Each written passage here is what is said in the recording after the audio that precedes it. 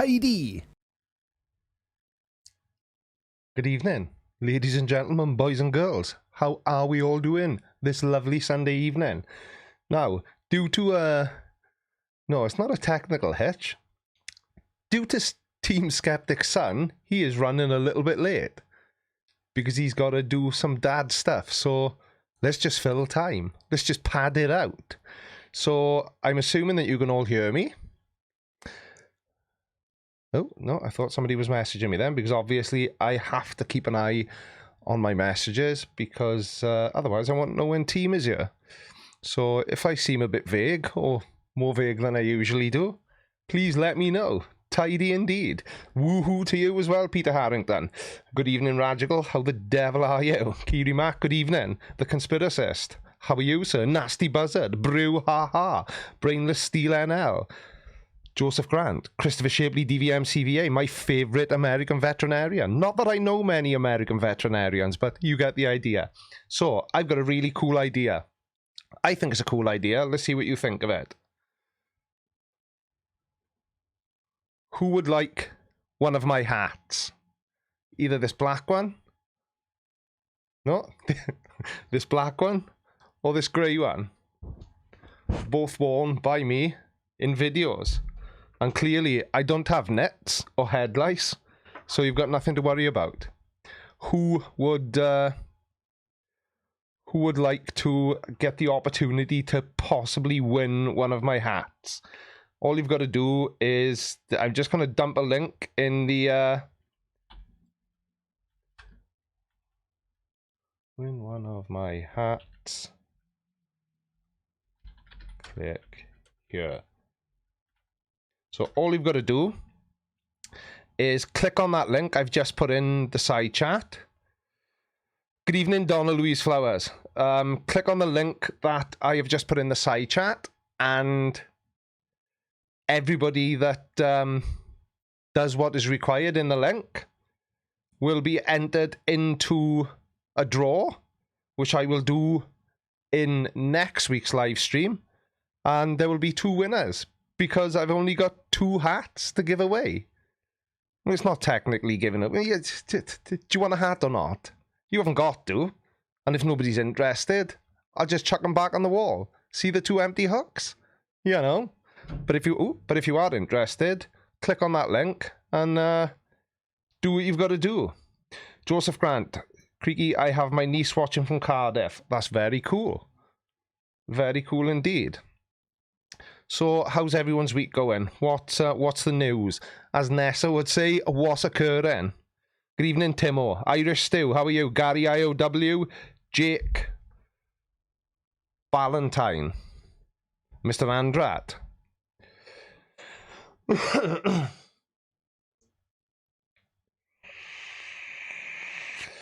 2 hats. Sounds like you're joking. No, I'm not joking.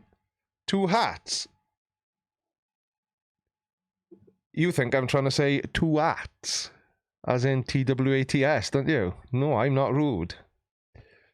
If anybody wants some, you know what you've got to do. And they will be sent to you. Anywhere in the world. Even England. Excuse me. Beg your parsnips. Somebody just asked me something. Rebel Wolf, how is my little lady? She's adorable. She's doing really, really well. And who knows, maybe she will be in a video. Catherine who? Catherine Johnson, Hidden Figures fame died. I don't know who that is. Who's Catherine Johnson? I'm not very up on stuff and things. S2000 GT wants to know whose hats are those caps? They're Creaky's hats. S2000 GT. That would be a really good idea, Radical, but I forgot to do it ahead of time, so I'll just have to keep putting it in. So like I say, if anybody wants to win one of my hats, then all you've got to do is click on the... I think it's meant to... It says, to me, it looks like it says co-fi, but apparently the website is called Coffee, and it's basically you go on there and the theory behind it is you buy me a coffee and it instantaneously sends £3 to my PayPal account, which is very cool. Well, it's very cool for me, obviously, because this is, you know, what I'm trying to make my full-time job. But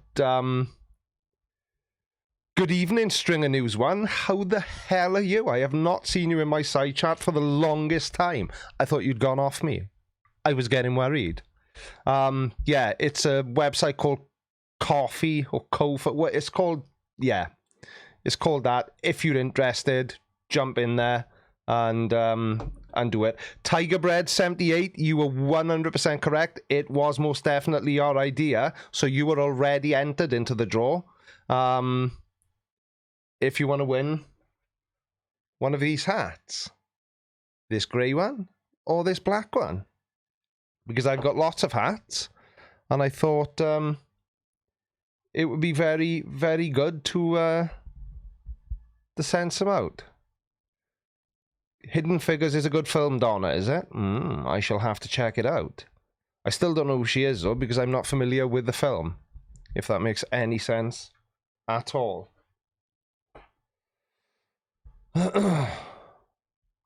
Right. Barry Michael says, hey Creaky, I'm a Scotsman watching from Spain. I found your channel last month and I've been binge watching your channel and I love it. Any mathematicians in the side chat so I can check my maths, which is absolutely awful. But I was looking at my channel analytics this week and I was absolutely amazed to see that in the last 28 days, I have got, bear with me un momento, 3.4 million minutes of watch time just in the last 28 days. So how many hours is that? So 30... 2 minus 1 equals 1. Yeah, I know. There's some real comedians, yeah.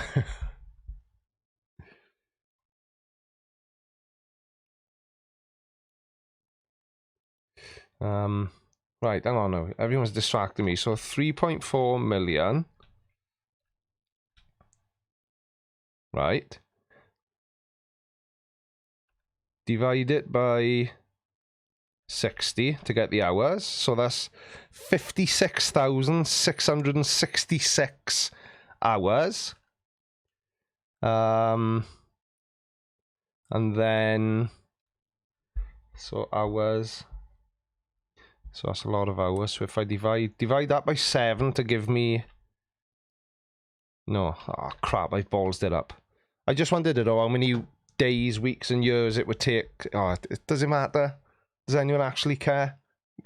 I've started saying it and now even I don't care. Yeah, Buck Warp Zone, 0.66 hours. 666 indeed, Clive Wells. 56,666.66 hours. Yeah, I got that far before I ballsed it up. How many years is 3.4 million minutes? I bet Google would know the answer to that question. Hey Google, how many years is 3.4 million minutes? 3,400,000 minutes equals 6.469 calendar years. 6.469 calendar years is how long it would take to watch the equivalent amount of my content that's been watched in the last... I'm not sure how to help. Shut up, Google. Shut up!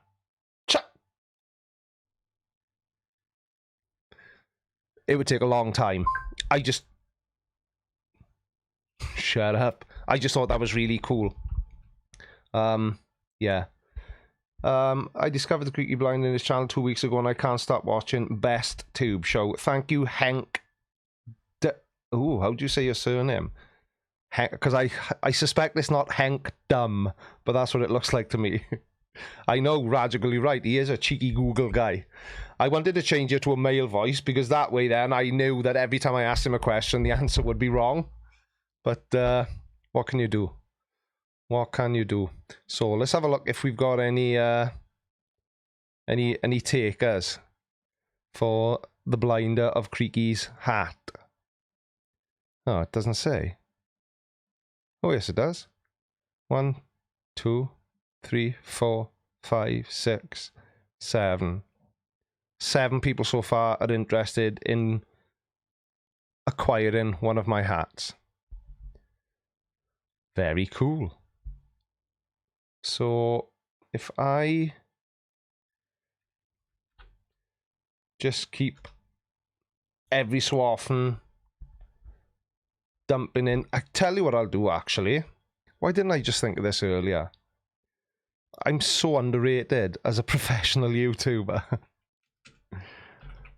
Right, bear with me. Want to win one of my hats.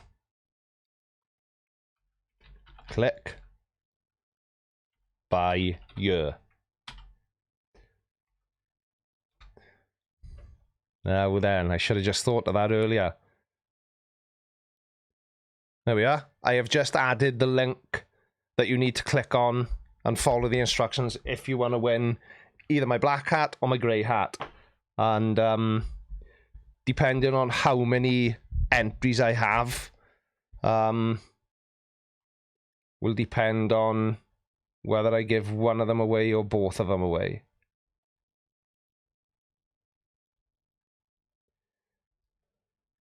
Because they were 50 quid each, so yeah. But we'll see. Right, Team Skeptic, where are you? I'm starting to get slightly panicky now. Somebody ask me something.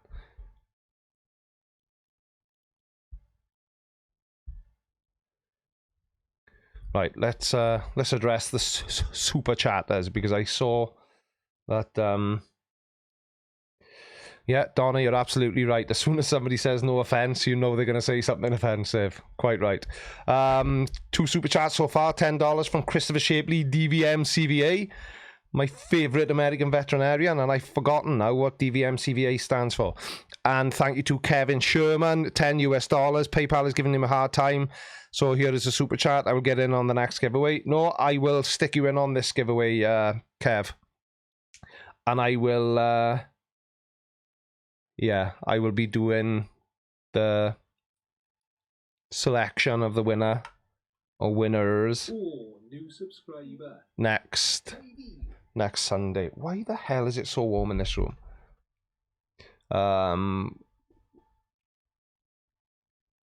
Wouldn't it be cool if whoever wins the hat took a pic of their best Creaky impression if they want to? That would be very cool, Kiri. That's a very good idea. Very good idea indeed. What are you saying, Radical? How many years are there in a year when you add up all the hats you've bought in a year? Yeah, I have got a lot of hats. Yeah, probably way too many. And if my wife's watching, they were all really cheap. If she's not, some of them are quite expensive. Another super chat off the pothole. Enjoy your content. Cheers. Thank you very much. Bye-bye, Donna Louise. Thanks for coming. Right, so what was that? Oh, it was that super chat that I addressed before. What? Before Streamlabs OBS caught up. Thank you for subscribing, Kristen Frost Laser Beams. I thought you'd been subscribed for a long time.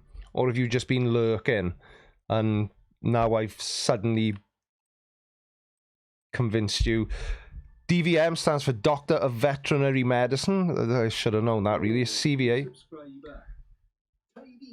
Tidy. Certified Veterinary Acupuncturist. Animals can have acupuncture. I had acupuncture once. It wasn't fun. I hurt my back. And one of the ways they decided to treat it was with acupuncture. And it hurts. I thought acupuncture wasn't meant to hurt. But it bloody killed. It was like somebody sticking needles in me, strangely enough. No, do you know what it was? It wasn't so much the sticking in of the needles that was painful. It was where he stuck them, which was in my sort of lower back, top of my bottom. because I'm a gentleman. And when he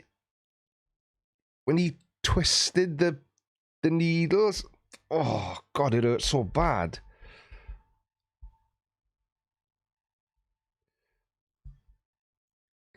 Acupuncture is painful. Yes, it is. Well, it was painful for me.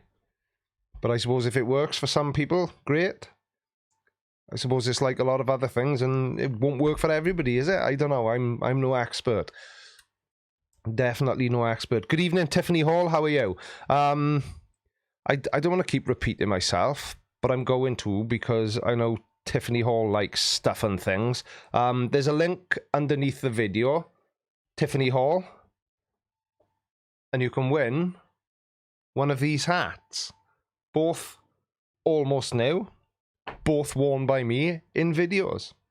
So if you want to win one, woo. There's a link down in the description.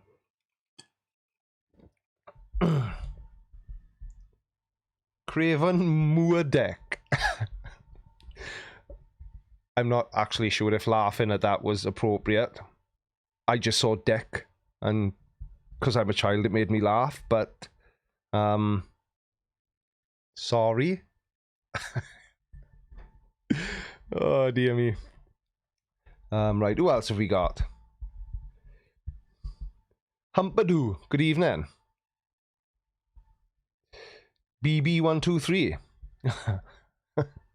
That wasn't funny at all, so I got no explanation as to why it made me laugh, but it did. Good evening, Team Skeptic.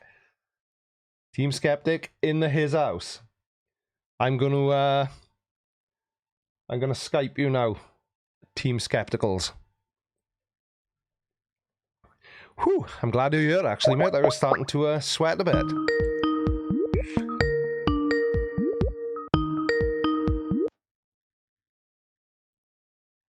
Oh, there's Team Skeptic ceiling. Nice vent.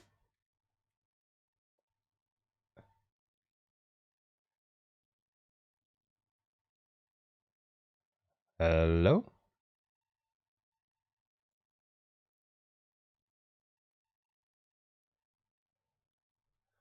Bear with me, uno momento. Damn. Yep, my bad.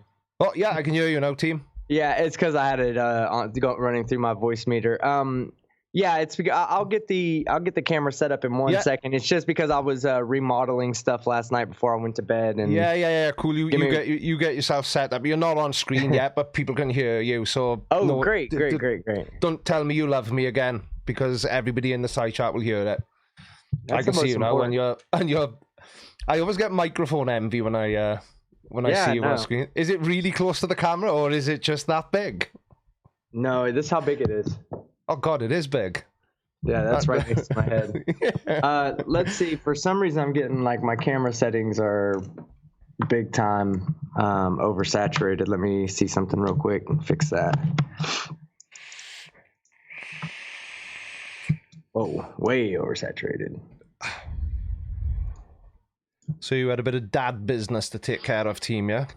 Yeah, a little bit of dad business.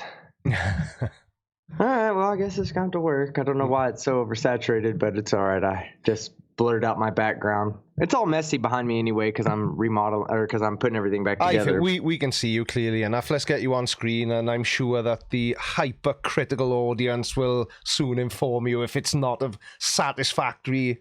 I need to go brush my hair. Yeah, I've got a hat on tonight. I ran out of time. Didn't get the chance to do it. Okay, so tidy. Team Skeptic. I always point the wrong friggin' way. Team Skeptic. That man there, who happens to have positioned himself perfectly. Let me just raise you up a little bit. I'll be right back. I'm gonna go. I'm actually gonna take the hat off and just run and comb through my hair real quick. Okay, right? cool. 30 seconds. Yeah, cool beans. Okay. Cool. What the hell was that?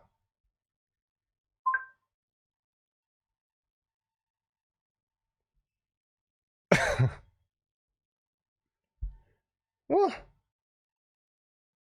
Why is...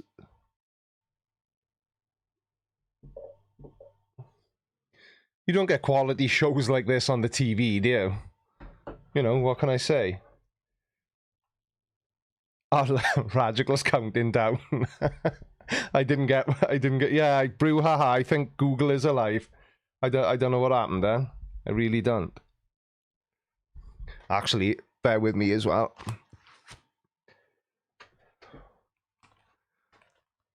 There's no way I'm going to make it to the end of this video with that hat on.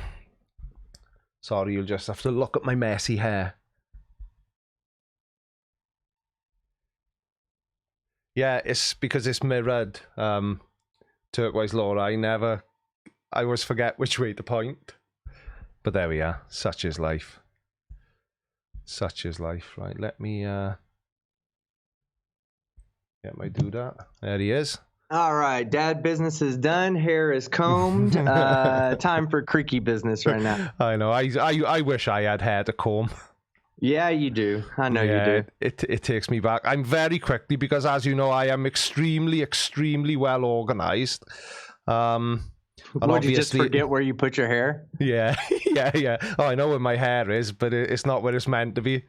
It's, you know, it's like I've got my head on upside down, clearly. All I wanted to do, because I forgotten to do this, it'll take me 4 seconds, depending on how quickly my yeah. Just talk amongst yourselves, everyone. I'm doing the research that I probably should have done. Anyway, everybody knows this handsome young devil here. We have got Team Skeptic, or Father Skeptic, as he is otherwise known. Good evening, sir. How are you? And thank you very much for joining me. This is going to be fun, I hope. I'm doing great. You know, I don't know. I'm doing great. Woke up, felt great this morning when I woke up. Feel even better now that I'm on the show with you. Yeah. You know, I'll PayPal you the money for saying that later on. It's all good. So, yeah, no big deal. According to my extensive research, you have been on YouTube in this guise since the 30th of January 2018. That's correct. And I'm clicking on your video tab now. I usually do this ahead of time. Why I didn't do it this time is because I'm an idiot. Yeah, exactly. So you sort of set this channel up and just jumped straight into making content straight away? Yeah. Roughly by the looks of it, your first video was about, that's Delano, isn't it? Your first two. Delano TV. Your first two were about him, actually. Okay, so I had a video that was kind of like an anti-feminist video. Yeah. Where it really wasn't an anti-feminist video. It was just making fun of. It was my first idiot video. These people were like fighting each other. These feminists were wrestling each other and like fighting each other in the name of women's equality. Yeah. And I just thought it was fucking hilarious. So I made a video about it. I'd already knew I was going to do Flat Earth. So I did a Flat Earth video, and I did like this video where I did two videos. One where it was like a feminist fight club, and the other one was a feminist turning on Taylor Swift. So I was kind of backing Taylor Swift in that ordeal. So where did the Team Skeptic name come into it then? Because a team usually requires multiple people. What's that? I've always been curious about that, and it's a question I've always meant to ask you, and I've never got round to it. Well, the idea of it being Team Skeptic was that I would have these different personas. One for every personality that I have in real life. So about 100 different personas. The first one I wanted to start out with was Father Skeptic, which was it was supposed to be like the debunker of all debunkers, you know, the father of all debunkers. And I've always had like a real skeptical view, so I was just like, well, you know what? I'll just run with Father Skeptic. Yeah. You know, and then I'll have like Kid Skeptic and Lady Skeptic and this Skeptic and that Skeptic. Like just have, and I could always bring in a different character in, and I could just write that in. But I never really wrote in any other characters other than Cream Skeptic, which was my Twinkie guy, you know? But that's how it all started. And so then I thought, okay, well, Father Skeptic sounds a bit like, I don't know how the word to describe it. I just felt like Team Skeptic was something that people could relate to more. I thought Father Skeptic was an unrelatable channel name for me. Yeah. So I was like, there could be something a little more catchier than Skeptic. And I was like, hey, Team Skeptic, that sounds good. Yeah. So you were obviously aware of flat Earth, because I know how I stumbled into it. You were just kind of aware of it and just decided one day that you were gonna, throw your views into the pot. Yeah. Yeah, man. Fucking jackass Nathan Thompson, of course. I was a part of his Facebook group. Like, my whole introduction to flat Earth was like really weird, right?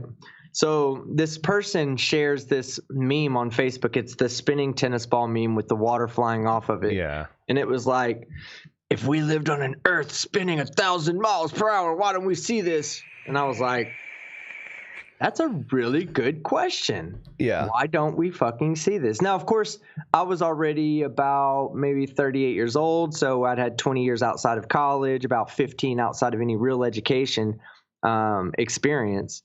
So I had enough time out of college for it to catch me for 10 seconds.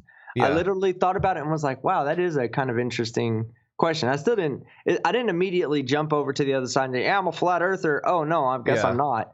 But what I did do is I saw where it could be misleading, where someone could get easy physics wrong and not understand, something like the angular speed of something, 1,000 miles per hour means nothing when you don't consider the radius of exactly, because the way flat earthers interpret 1,000 miles an hour is if you were doing 1,000 mile an hour down a highway in a rocket car, they don't ever build in that it's one rotation. Yeah, my favorite argument is like, can you imagine if you were driving down the road at 1,000 miles an hour and you stuck your face in the wind? Yeah, like it would rip your head off.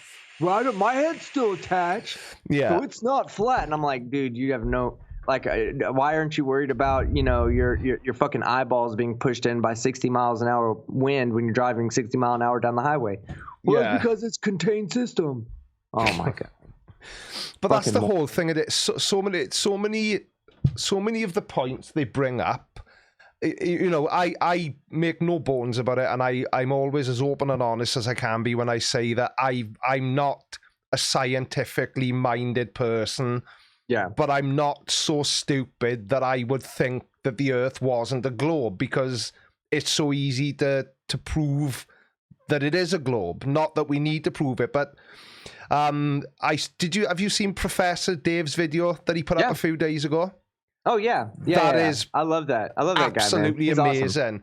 And what I liked about it, he explained it in a way that somebody with very little grasp of science can follow along with what he's saying, and it perfectly illustrates why every flat earther is wrong about everything they say.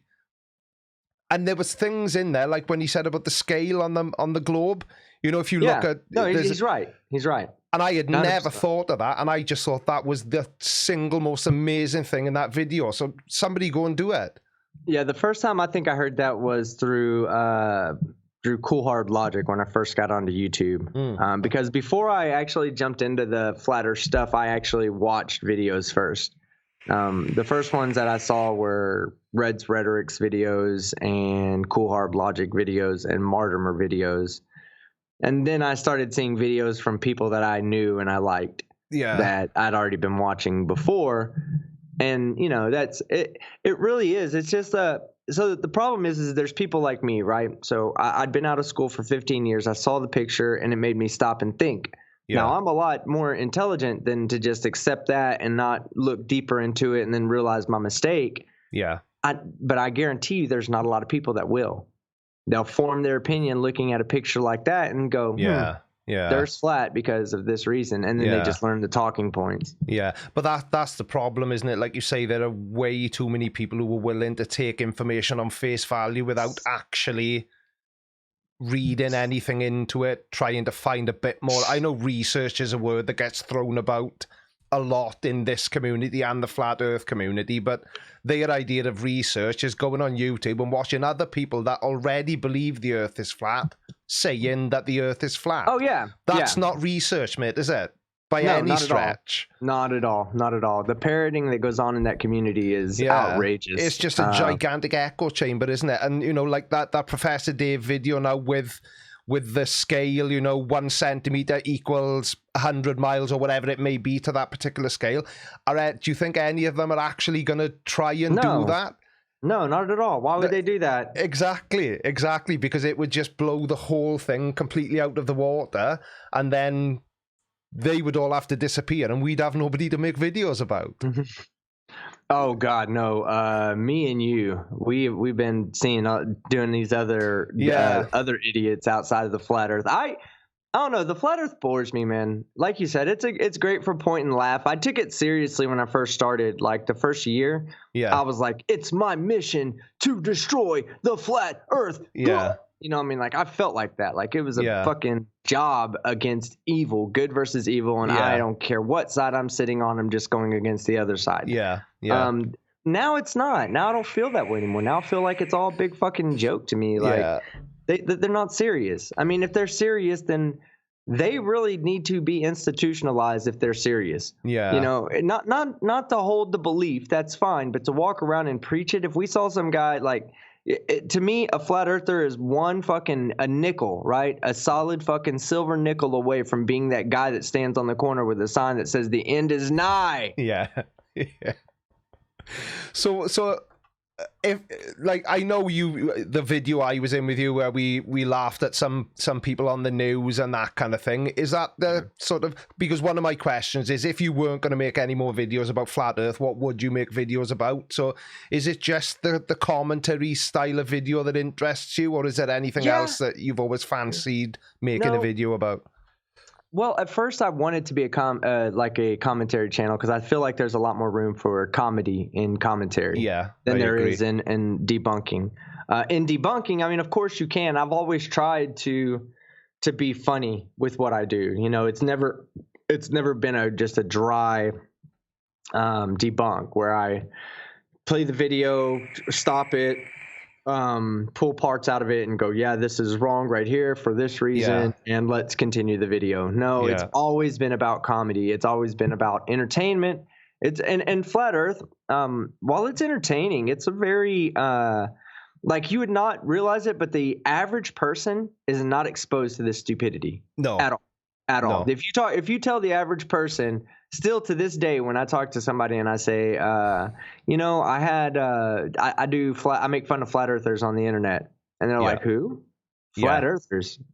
What's that? And I'm like, oh, you've never heard of this? How can you not hear about it with Mark Sargent going around everywhere? Huh? Who is Mark Sargent? The guy over there with the shirt that says, I am Mark Sargent. That's fucking Mark Sargent right there. Because go ahead. Sorry, that's what I find as well, is when somebody asks me what I do on YouTube, and I basically say that same thing, as I make fun of people that believe the earth is flat. It amazes me the number of people I say that to who have not got a clue that flat earth is even a thing. And I'll be honest, before I started, I kind of had heard that there were maybe some people that thought the earth was flat, but I never really paid any attention to it. It was sort of in one ear out the other.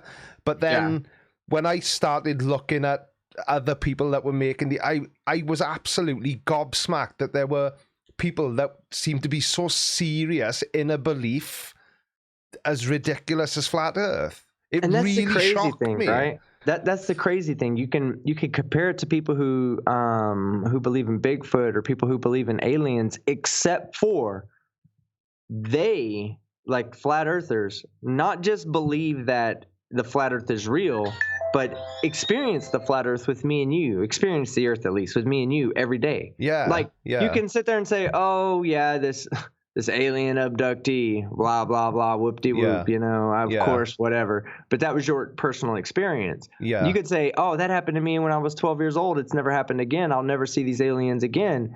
But the thing is a flat earther will never say, I walked outside today and today the earth was a globe. That's weird. It was only flat that one day 12 years ago. No, they live it every single day, and they try to press it on other people. So they're a whole different kind of stupid, you know. Because I'm still skeptical as to whether or not any of them are actually genuine, because Mm-hmm. I mean, if you discount, and I don't use this phrase lightly, but if you discount mental illness, what other excuse is there for believing in something that stupid? There's none. Religious, you know what? And there's a lot of people out there that will say that like an overzealous belief in religion is, like, is pretty tantamount to certain mental disorders. You know what I'm saying? Like the inability to use critical thinking, conceptualize, the overindulgence in anything, that's addiction right there. You could say that about anything. People are addicted to religion just as much as somebody's addicted to sugar or addicted to working out or anything else. It gives them their mental high and their mental fix, and they just can't get beyond it, and they begin to believe that it's real. I think it gives people a safety net. I think that even with the flat earth, you want people to be able to think that there's nothing that can hurt them outside of what's right here on the face of the earth. So God can control everything. If you allow him to, God can control everything that's outside of the firmament, like the orbit of Mercury and the planets or the moons around Jupiter and asteroids and comets and all this other shit. So you're his little pet, That's what I've never understood about flat earthers. They use that argument, do you really want to feel like you're so insignificant? Like you're just on a ball in space flying around? Yeah. And you're like, are you kidding me? I'd rather feel like that than a goddamn fucking trapped ant inside of God's ant. But that's the thing, see, is so many flat earthers are religious, and I know religion can be a very divisive topic, and I have made some videos where I sort of imply my religious beliefs, but people always jump to the conclusion then that I'm an atheist, but I don't consider myself to be an atheist. I just don't believe in God. I don't think that has to automatically make me atheist because, well, I just don't think it does. Yeah. I just don't think it does. I'm Catholic. I went to Catholic school. I was an altar boy when I was a child. I went to church every Sunday. Yeah. But then one of my children was born with a lifelong disability, and I was like, oh, cheers, God. That's awesome. That's really kind of you. Yeah, so maybe you're not there after all. Do you know what I mean? I can remember where I first started doubting God, and I believe I was 21 years old, and I was in the Navy at the time. I was fresh in the Navy, and I was carpooling with a fellow sailor to school every morning. Because we had to be there like 4 o'clock in the morning. We lived like an hour and a half away. Or we had to be at there at 6, I think. We lived an hour and a half away, so we left at 4. We just left together. And him and his wife had one of the most struggling pregnancies, right? Everything was fine except for like there was all these just really small minor problems that put her in like a real inconvenience all the time. Like him and her, they went through some shit during the pregnancy. Yeah. When the baby was born, it suffered from a disease that as soon as it was born, it had no muscular control of its body. Right. It couldn't breathe on its own, couldn't anything. Yeah. And that was the point where really me and the mother of my child, we were married at the time. Yeah. That's really when her and I started to split off because she was a very, very religiously devout person. She was one of those like, God damn it, I can't think of the name where you walk in the church and they're all like standing up, singing and speaking in tongues and shit. I don't know. Yeah. Lord has got it thrown down. In the UK, that's Pentecostal, but I think it's like Southern Baptist or that kind of. Now. Watch out! I used to be a Southern Baptist. We never fucking spoke in no goddamn tongue. But yes, it was Pentecostal. She was a Pentecostal, and for her, it was, when it happened. I think she was pregnant with my son at the time, and so it was kind of scary. It was like we saw this happen with another couple while she was pregnant, and or I think maybe she'd just gotten pregnant or something, and she was just like. We were talking about the other baby, being born the way it was and how they had to put it to sleep. And, like it's unfortunate to speak of it like that, but that's just, there's no other words to describe what happened, but she was like, oh, God just wanted that baby. God just needed that soul to come back. God just wanted that baby to come back. And I was Yeah. like, are you fucking kidding me? Look at how Yeah. much they suffered going through this Yeah. fucking pregnancy. And this is how the glorious God shall repay those who worship him. And they were devout Christians as well. Yeah. And I was just like, this is ridiculous. Like, Yeah. this is when I really started pushing away from religion. I lost a sister when I was young, really young, Right. and it was unfortunate. And that also kind of pushed me away because she was so young and I couldn't understand why. And then when my friends, had their newborn die, basically like almost immediately after being born. Yeah. It was just a road, it was just a road. I went down the road. I said this on, in my intro on Modern Day Debate the other night. I said, I believed in God for so long, and I asked myself not too long ago, I said, why do you believe in God? What is it about the belief in God? Are you just believing in God because you're scared of going to hell? And that's all I could come up with. Is I was like, wow, I believe in this imaginary place so much, so fucking hard, that I'm willing to make up an imaginary creator just to save me from going to this imaginary place. So and none of it had anything to do with my actual life. So when I just stopped believing, and things got better. When we die, the way we both think now, where do we go? Because I think we just go in a hole in the ground or into a furnace. And that's where it ends. Now, Game look, over. I want to say this right here, though. I want to say that I do believe, or I do want something. I want our consciousness to be worth something, because I do feel like the self-awareness is a little bit,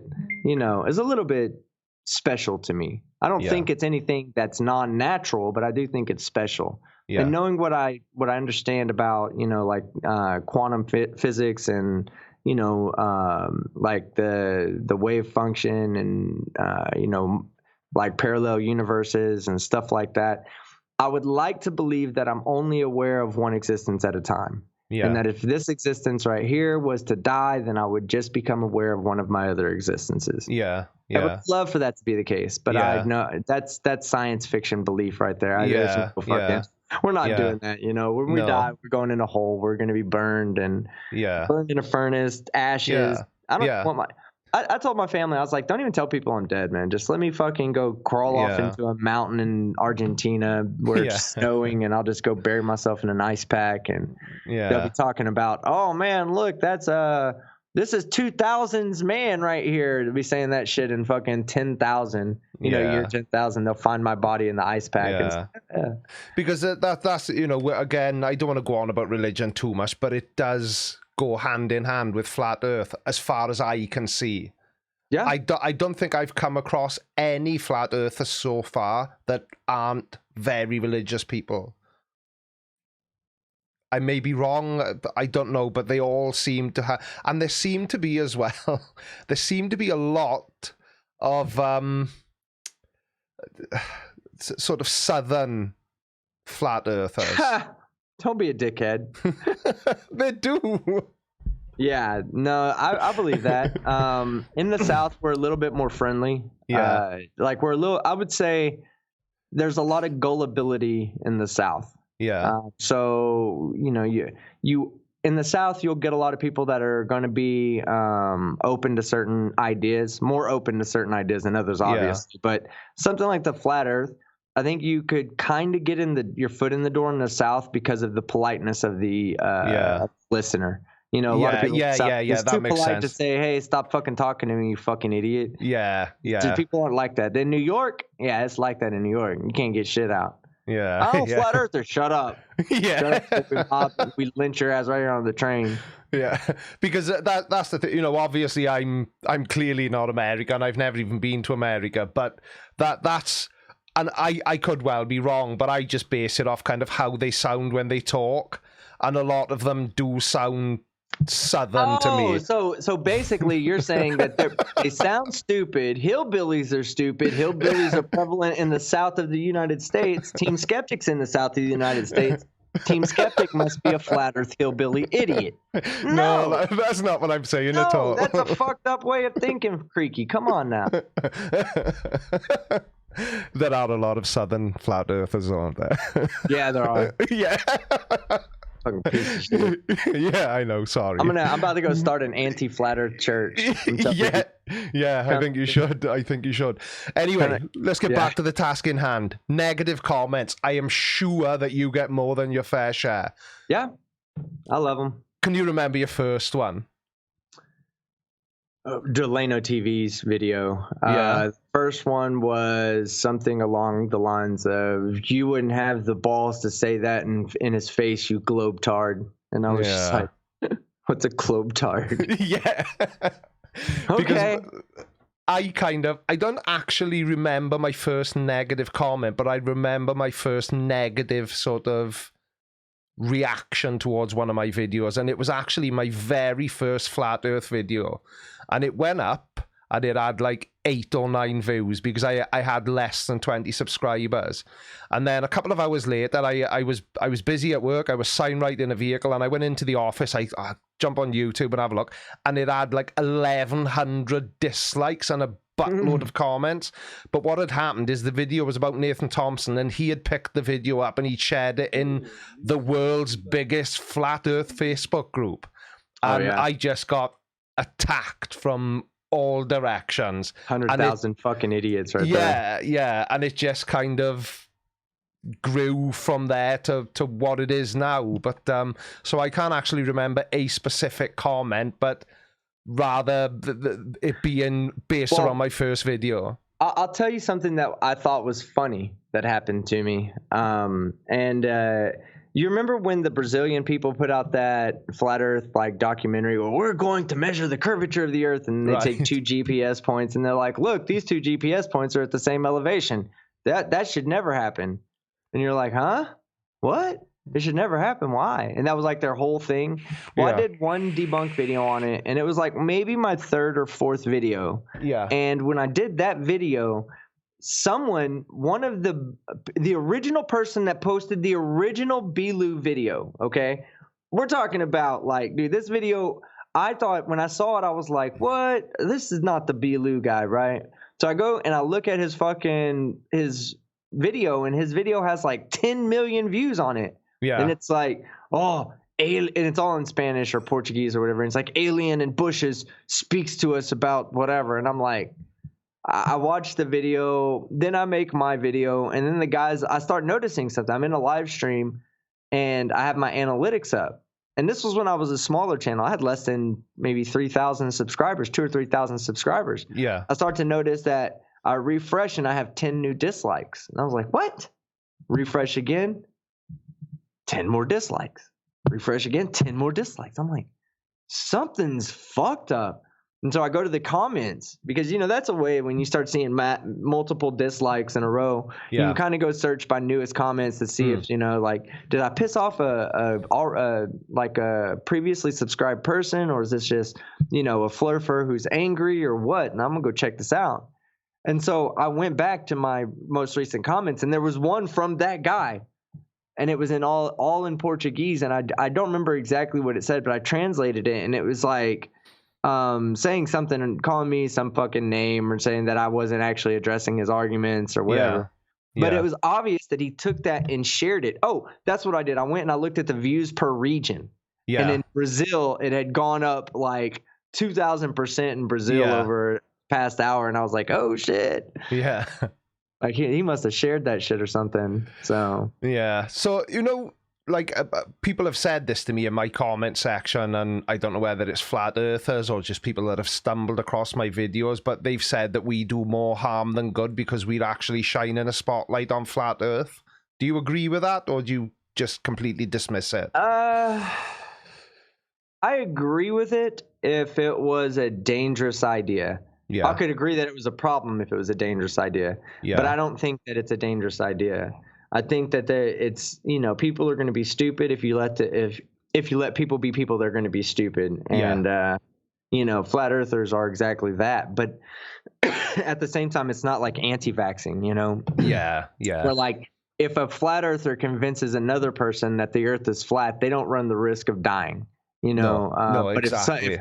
if somebody convinces their neighbor, oh yeah, vaccinations are harmful, and then you go in and, you know, you say, I'm not going to vaccinate my kid, and then your kid becomes a carrier for a disease, and then he puts other people at risk, that's just not fucking cool. It's one of the reasons I haven't done an anti-vax video yet, because I like to be like have comedy about it, and I don't really want to joke about something that serious. I agree with you there, because I find there are certain topics which don't lend themselves well to comedy. They just don't. And anti-vaxxing is that, you know, I've done a couple of anti-vax videos, and, you know, they were, you know, as funny as I could make an anti-vax video, but that was just because that followed along with my style of content, and the guy's name was Anus. So how can that not be away with that one? How can that not be funny? Do you know what I mean? It's it's just a strange one, but I completely agree with you. Flat Earth is kind of harmless to a certain extent. It's got the potential to be harmful if, you know, if people are gullible enough to fall for it. But oh no, I've just deleted all my questions.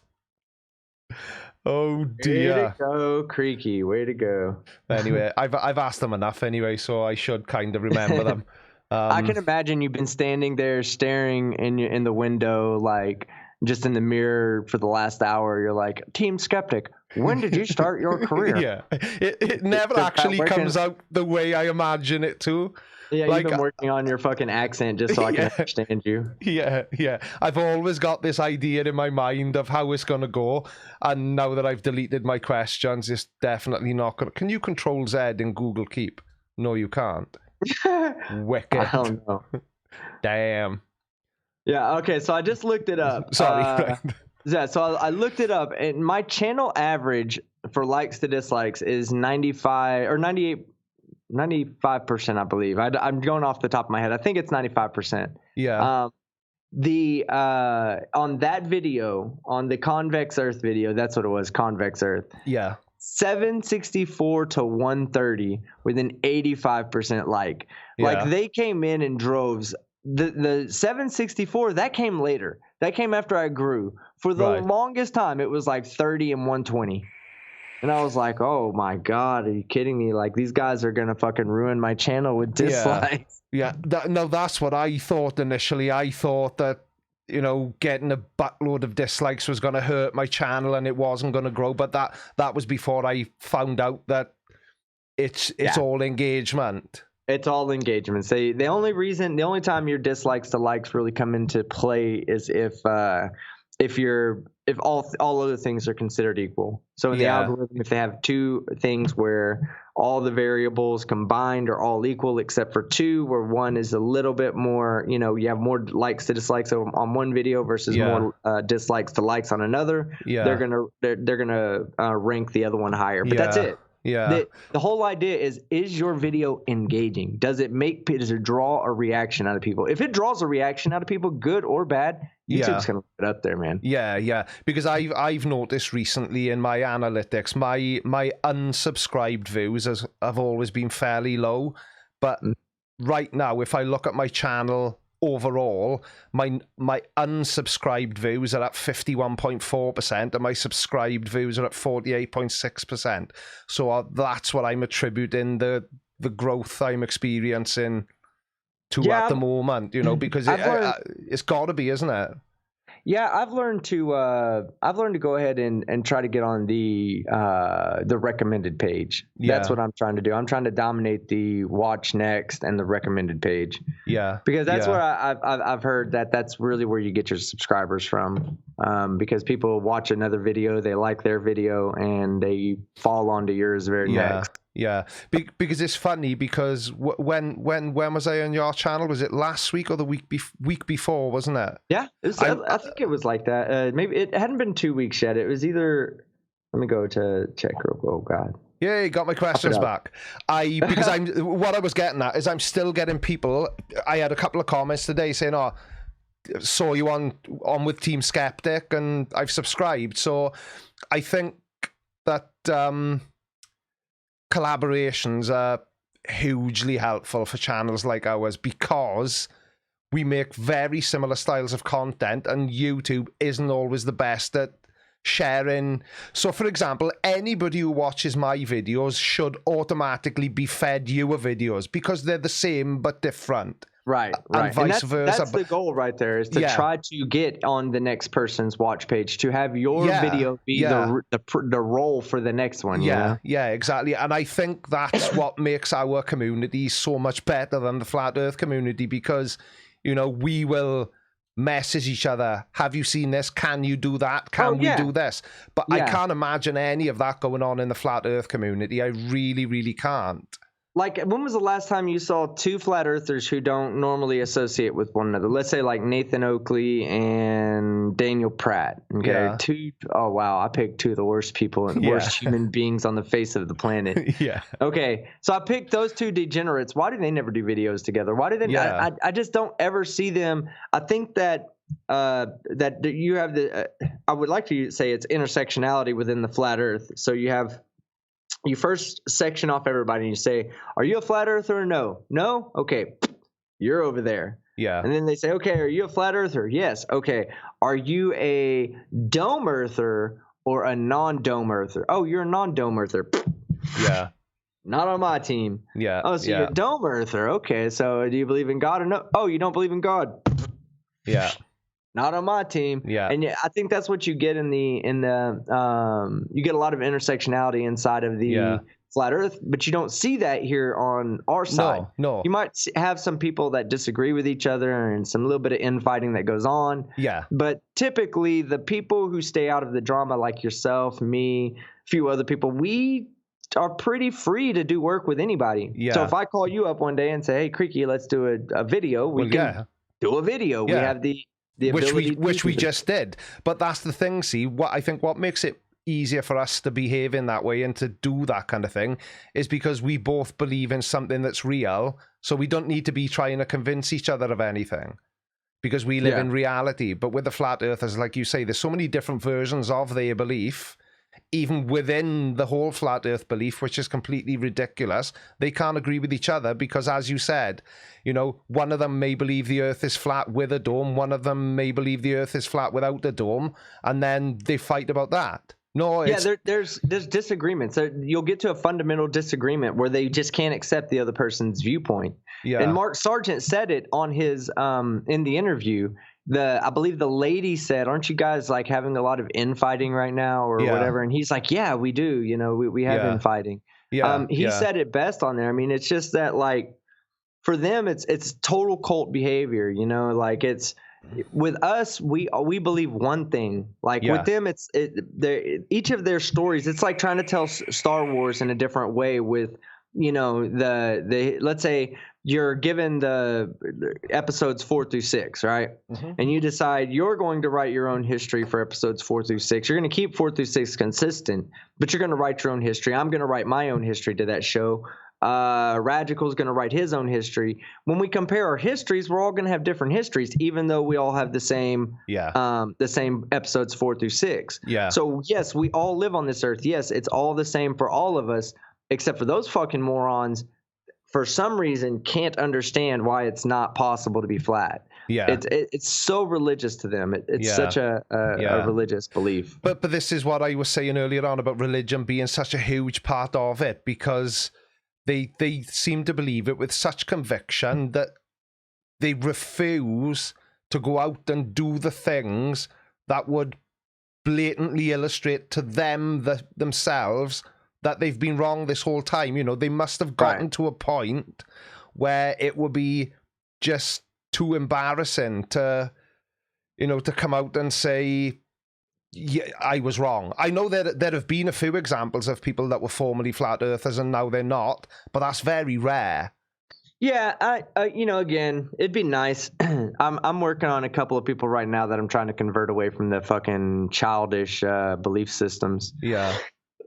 But I don't like when you're dealing with a flat earther, someone who really believes, like I'm not saying someone who's like just a casual flat earther that's flat earthing right now. I'm talking about someone who truly believes that, somebody who has 100% prior knowledge that the earth is flat. You can never change that person's mind. Yeah. So if, those people right there, they're insane. There's no hope. You'll never be able to convert those people. The only people that you'll ever be able to hope to convert are the few that are just there because they didn't understand or they didn't know how to debunk the argument. That's a lot of people's problems is they just don't know how to debunk it. So if they don't know how to debunk it, they assume that it's probably real because nobody wants to admit that they're an ignorant jackass, Like everybody wants to say, I have knowledge, especially of the shape of the earth. So when you to admit that you don't can be a large leap for some people. For some people, it's easier to go, instead of saying, I don't understand the physics of earth, I'll just say it's flat because I can understand what the fuck they're saying. It's just perspective. It's just whatever. But it's, that's what always makes me wonder. But even with everything you've just said, I completely agree with that, and I follow along with what you're saying. But should we feel a certain amount of sympathy for people who are just not smart enough to grasp it? Do you think? No, or not at all. Not at all. I don't feel sympathy for them because we're all humans. We're all built a little different. Do you feel sympathy for the rich man who doesn't know how to change his oil? Not really. Not really, right? Why would you feel sympathy for the simpleton who chooses to remain willfully ignorant? A little bit of studying, like when you tell me that. Like, you can't tell me that a human, a functioning human, a normally functioning human can't walk outside and deduce that the earth is not flat from just the sunrise and the sunset. The two things that happen to every human every single day of their life, not one human has missed a sunset on earth. They didn't go through a day where the sunset or the sunrise, sunset, solar noon, none of that happened. They didn't go through that day. Every single one of us went through it. So they really don't have an excuse, in my opinion. They can walk outside, look around, and stop being willfully ignorant. If you're a flat earther, you're a religious zealot, or you're just a mental degenerate. So it's kind of in a sense then it's almost as if they're doing it on purpose. They're deliberately refusing to find out reality for themselves.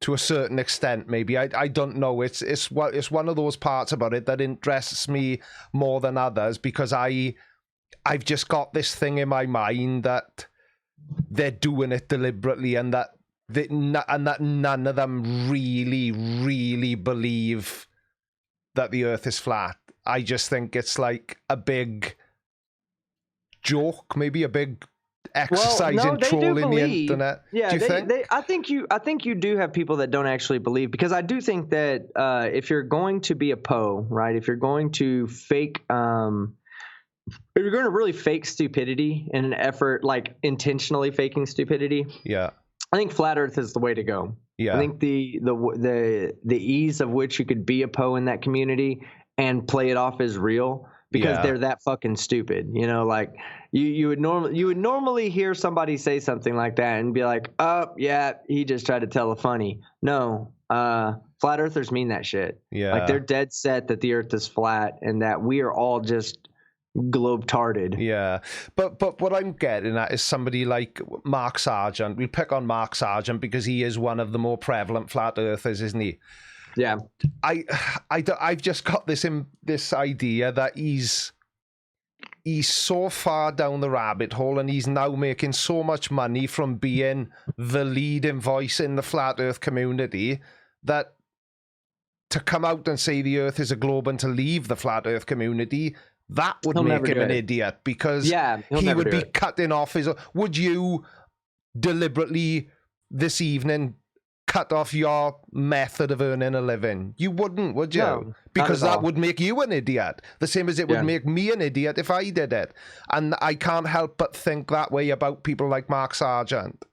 Yeah, no, there's definitely you need to look into that if you're going to talk about Mark Sargent and whatnot and like what his true intentions are. Yeah. You have to accept the fact that he is so much of a character at this point Yeah. that for him it's not worth leaving the flat earth, No. even if he knows it's not a flat earth. For him, let me put it to you like this. If I was Mark Sargent and I found out that the earth wasn't flat, I would go full Poe. Yeah. I'd go full Poe because I already have the audience. I already have people believing me. I might as well. I mean, if he comes out, oh my God, how beautiful would that be if he comes out and says, guys, I made this video, and he has, let's say he had a video marked for, the beginning of YouTube. Yeah. And he's like, hey guys, look, y'all are all going to fucking hate me in 10 years because y'all are going to think I'm a fucking flat earth idiot. Yeah. But really, I'm just playing them the whole time. But for me to buy this, for me to sell this story to you, right, I'm going to have to go full flatard. Yeah. So yeah. Just so you guys don't like leave me over the next 10 years, and just so my family realizes that, Christmas is maybe a bit awkward for the next 10 years. But, I'm not really a flat earther. I'm just poeing it out. Yeah. If he had a video like that, oh my God, would he be the most amazing fucking funniest person in the world? Yeah. But no, he doesn't. So he's not. Because Idiot. I know that maybe some people would consider body language experts to be a little bit maybe pseudoscientific or whatever. Different people have got different views on different things. But there's a channel, Derek Van Shake. I don't know if you're familiar with that channel, but he's analysed Derek Van Shake. I'll send you a link later. No, he's a body language analyst, and he's done a video about Mark Sargent.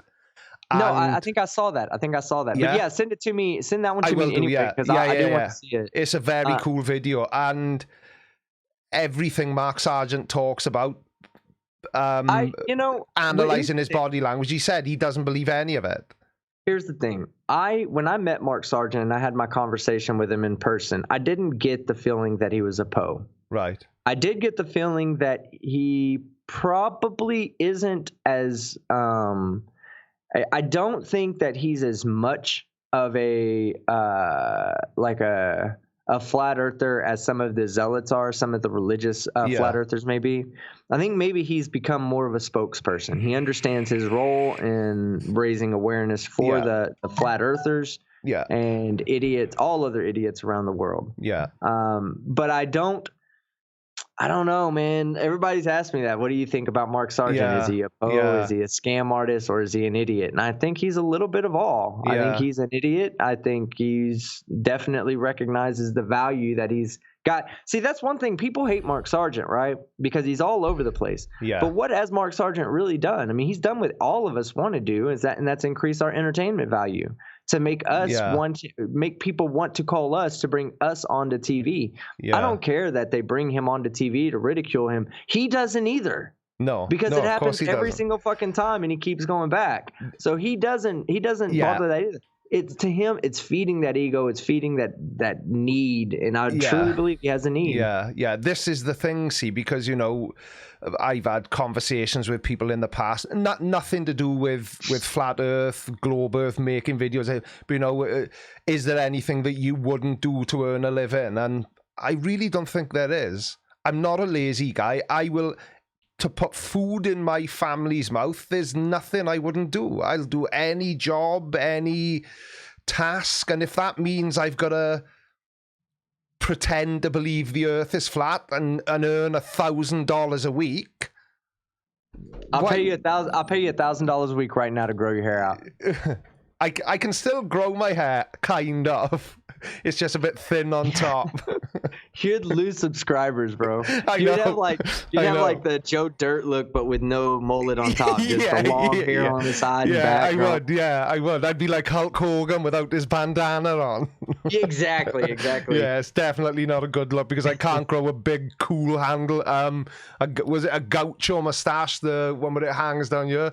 I just can't do it. But people are going to be freaked out next week because I'm going on Tuesday to be on Wednesday, to be fitted for contact lenses. So I know people are going to be like, you look weird with no glasses. So now let me take a look real quick before. Oh my God. Yeah. Wow. So I will look.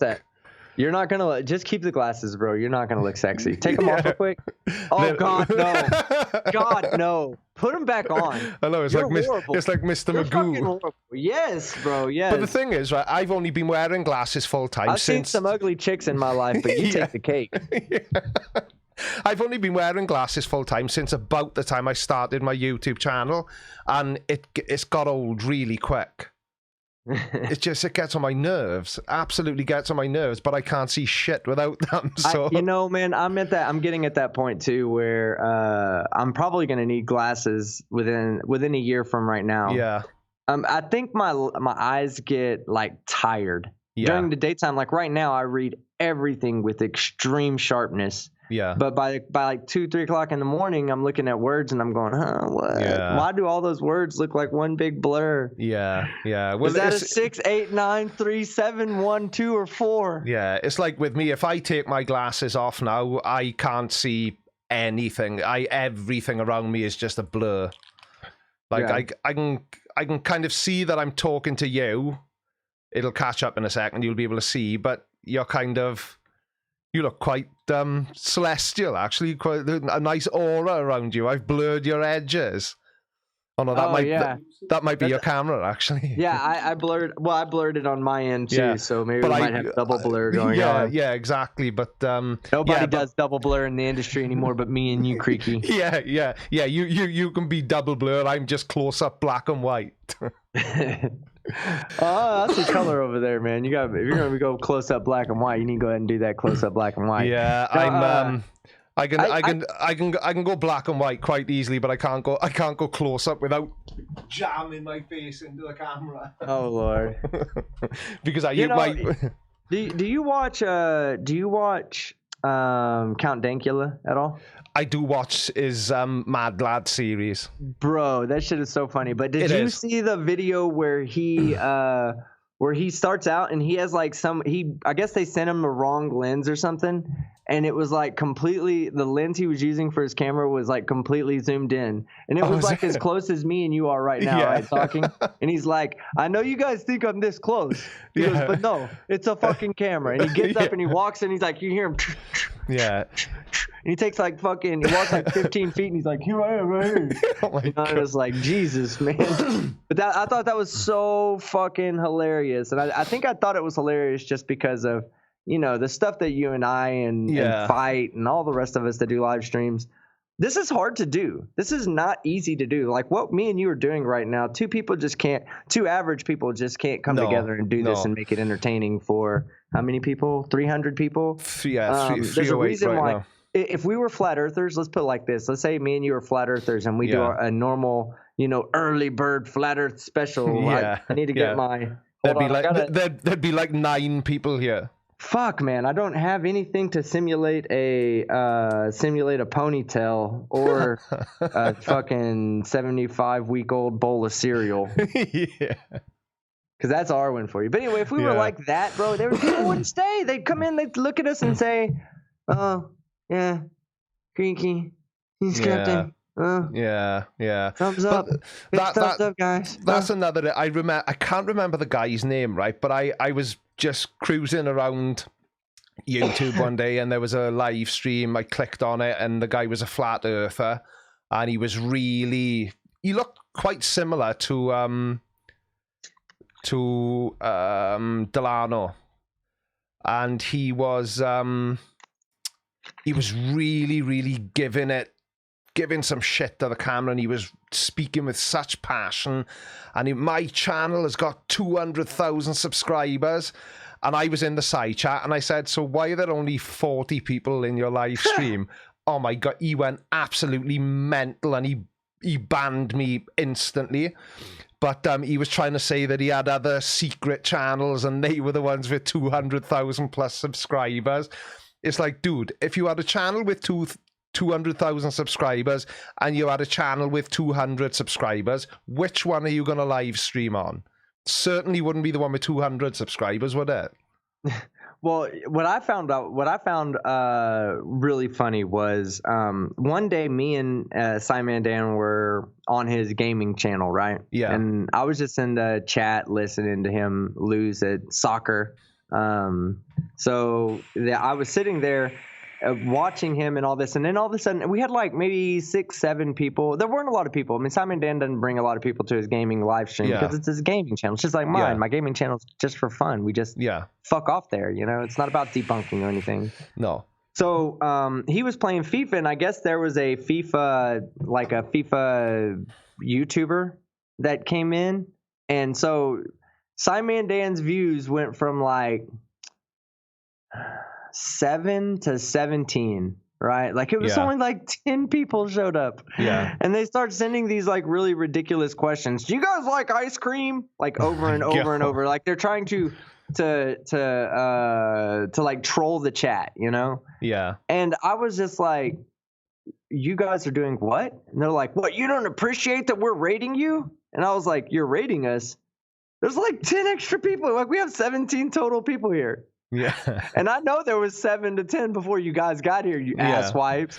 Like what the fuck? You know, so and then talking about Dan, right? While we're talking about him, like you saying, his gaming channel is small and everything, but his main channel. Why do you? And I'm going to ask Dan this. This is a Dan specific question, but I'll ask you because you were one of the bigger channels as well. Why do you think there is such a huge subscriber gap between Dan and the rest of us in the community? A lot of things. There's a lot of reasons for that. And I honestly, to perfect my craft, if I didn't pay attention to things like that, I would be doing myself a disservice, right? Like if I really want to take YouTube seriously and I really want to do it as full time, I really need to evaluate what works on YouTube versus what doesn't work. Yeah. And I feel like what works is Dan's approach, which is very, very polite. You know, I have a hard time doing that. You'll never find me being this super overly polite person because you would see that wasn't me. I mean, you could tell. You know, you'd be like, you're trying too hard to be polite. Like, stop doing that. Yeah, it's not cool. I agree. I think Dan just does it so well that he's very polite. He picks out good videos. He's very sarcastic in his videos, which is what people love. People just love that like science sarcasm. And I think Dan's great. I think the reason you see such a gap in subscribership is really because, you know, when Dan. All right, so when I got out, I took a 4-month break from YouTube when I first started, and it was crazy because I had more subscribers than Dan did. I started 2 months after him, and I believe when I got off, I had like 3,800 subscribers. He had maybe 2,500 or something like that, or maybe it was a little bit higher. Maybe I had 5,500 and he had 3,500. Yeah. But me and him were already kind of chatting back and forth. We'd, commented on each other's videos and whatnot. Yeah. And of course, a lot of people would always say, hey, have you ever checked out Simon Dan? So of course I already knew, I had prior knowledge of him and all this and that. Well, when I leave, I had maybe 1,000 subscribers more than him. When I come back, he had 85,000 subscribers. Yeah. Yeah. And I was like, wow, what did I miss? Yeah. It was also, go ahead. Yeah, Dan was my first sort of introduction to the sensible side of the flat earth versus debunking community, because I had set my channel up. I was playing around with different kind of video ideas, and I joined a Facebook group called the Tube Ritual Community, and it's basically, you do these things and it'll help you grow, work on this, that and the other. And one of the other members there said, has anyone seen this guy, Simon Dan? He's growing crazy quick. And I think what she said was that he had jumped from 3,000 subscribers to 80,000 subscribers over a weekend, and it was the gate video, wasn't it? And Dan was the very first thing I saw from our community. But the thing is that you're never really going to find somebody that blows up like that again. Because of YouTube's algorithm.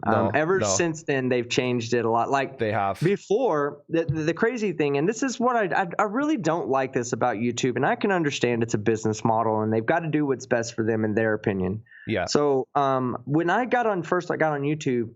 And I started looking into flat earth videos. I'd type flat earth and everything would come up. Like I would see flat earth videos. I would see, anti-flat earth videos. Yeah. I would see vaccination videos that were tagged with flat earth. it was like a proper search engine, you know. Now it's not. And this, oh my God, this frustrates me. You will, if you're a big channel, let's say you're NBC right now. Yeah. If NBC, all they have to do is put out a video titled "What's Wrong with the Flat Earth." It could be 3 minutes long. Yeah. And they could literally go on there and say, "Yeah, flat earthers, you know, they're a bunch of idiots." Yeah. Ding. Yeah. And they're taking over the news. They're getting on TV. They're becoming sovereign citizens. They're getting arrested. We probably are going to have like flat Earth liaisons in our prison system at some point. Yeah. If they put out a video like that, that video will go to the top immediately because they have millions of subscribers. Yeah. Even though you and me and Dan and all of us are the ones that really deal with the topic, they won't put the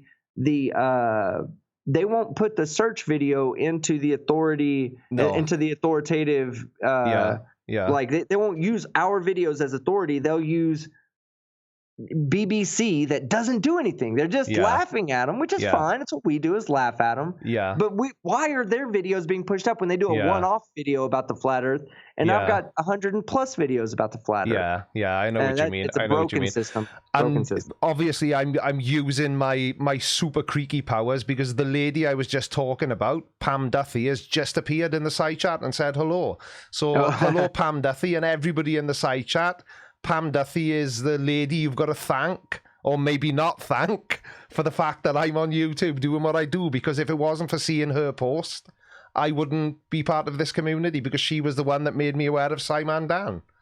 So now, see, I could go back and find the person who's responsible for making me the YouTuber, because it was one person shared it on, and it was a woman, and she was asking about her kids, and she was like saying, you know, what do I teach my kids? And I was like, wow, that was the spinning tennis ball. And I was like, wow, you know, what do you teach your kids? Yeah. You know, I teach my kid to believe what's being taught at school. You know, I told him already, there's a better understanding to everything they teach you at school, but learn the fundamentals and then, you know, go to college and you know, expand your education into a subject matter that matters. Yeah. If they tell you, oh yeah, the Earth is a perfect sphere, well, that's fine. You know, it's not a perfect sphere, but it's fine to say it is, you know, especially the third through 12th graders.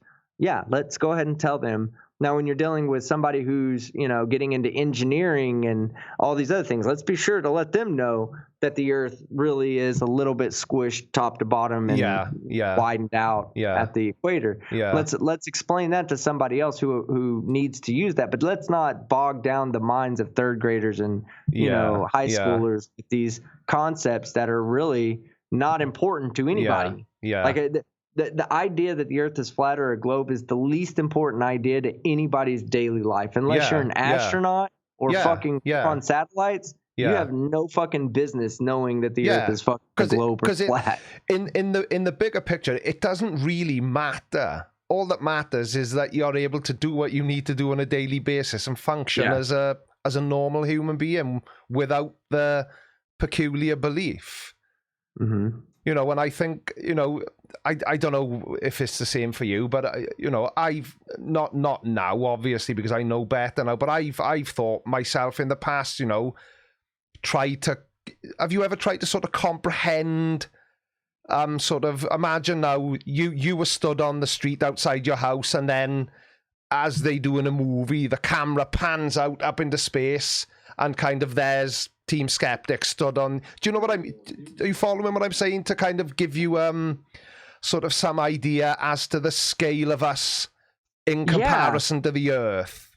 Yeah, no, and I know it could be difficult to grasp, and the fact that I'm in the UK and I'm stood upright, people in Australia are also stood upright, but do you know what I mean? And I think those are the concepts that flat earthers just refuse to see for what they are. There are some things just, you know, that they just are what they are, and you just have to accept them as being reality because they are reality. But they seem to skirt over those and say, oh, well, the earth is flat because why aren't people falling? What does that guy say in the flat earth? Why isn't there toilet water flying out of the toilets in Australia? I met that guy. Yeah, Robert Fursh. Right. The toilet guy. I feel rock steady. Yeah, that's the one. Yeah, you look rock steady, Fawn. Yeah. But do you know what I mean? And I'll admit, I've thought that way. You know, not how do we know that the Earth is a globe, because we do, but trying to comprehend my position on the Earth. Does that make sense?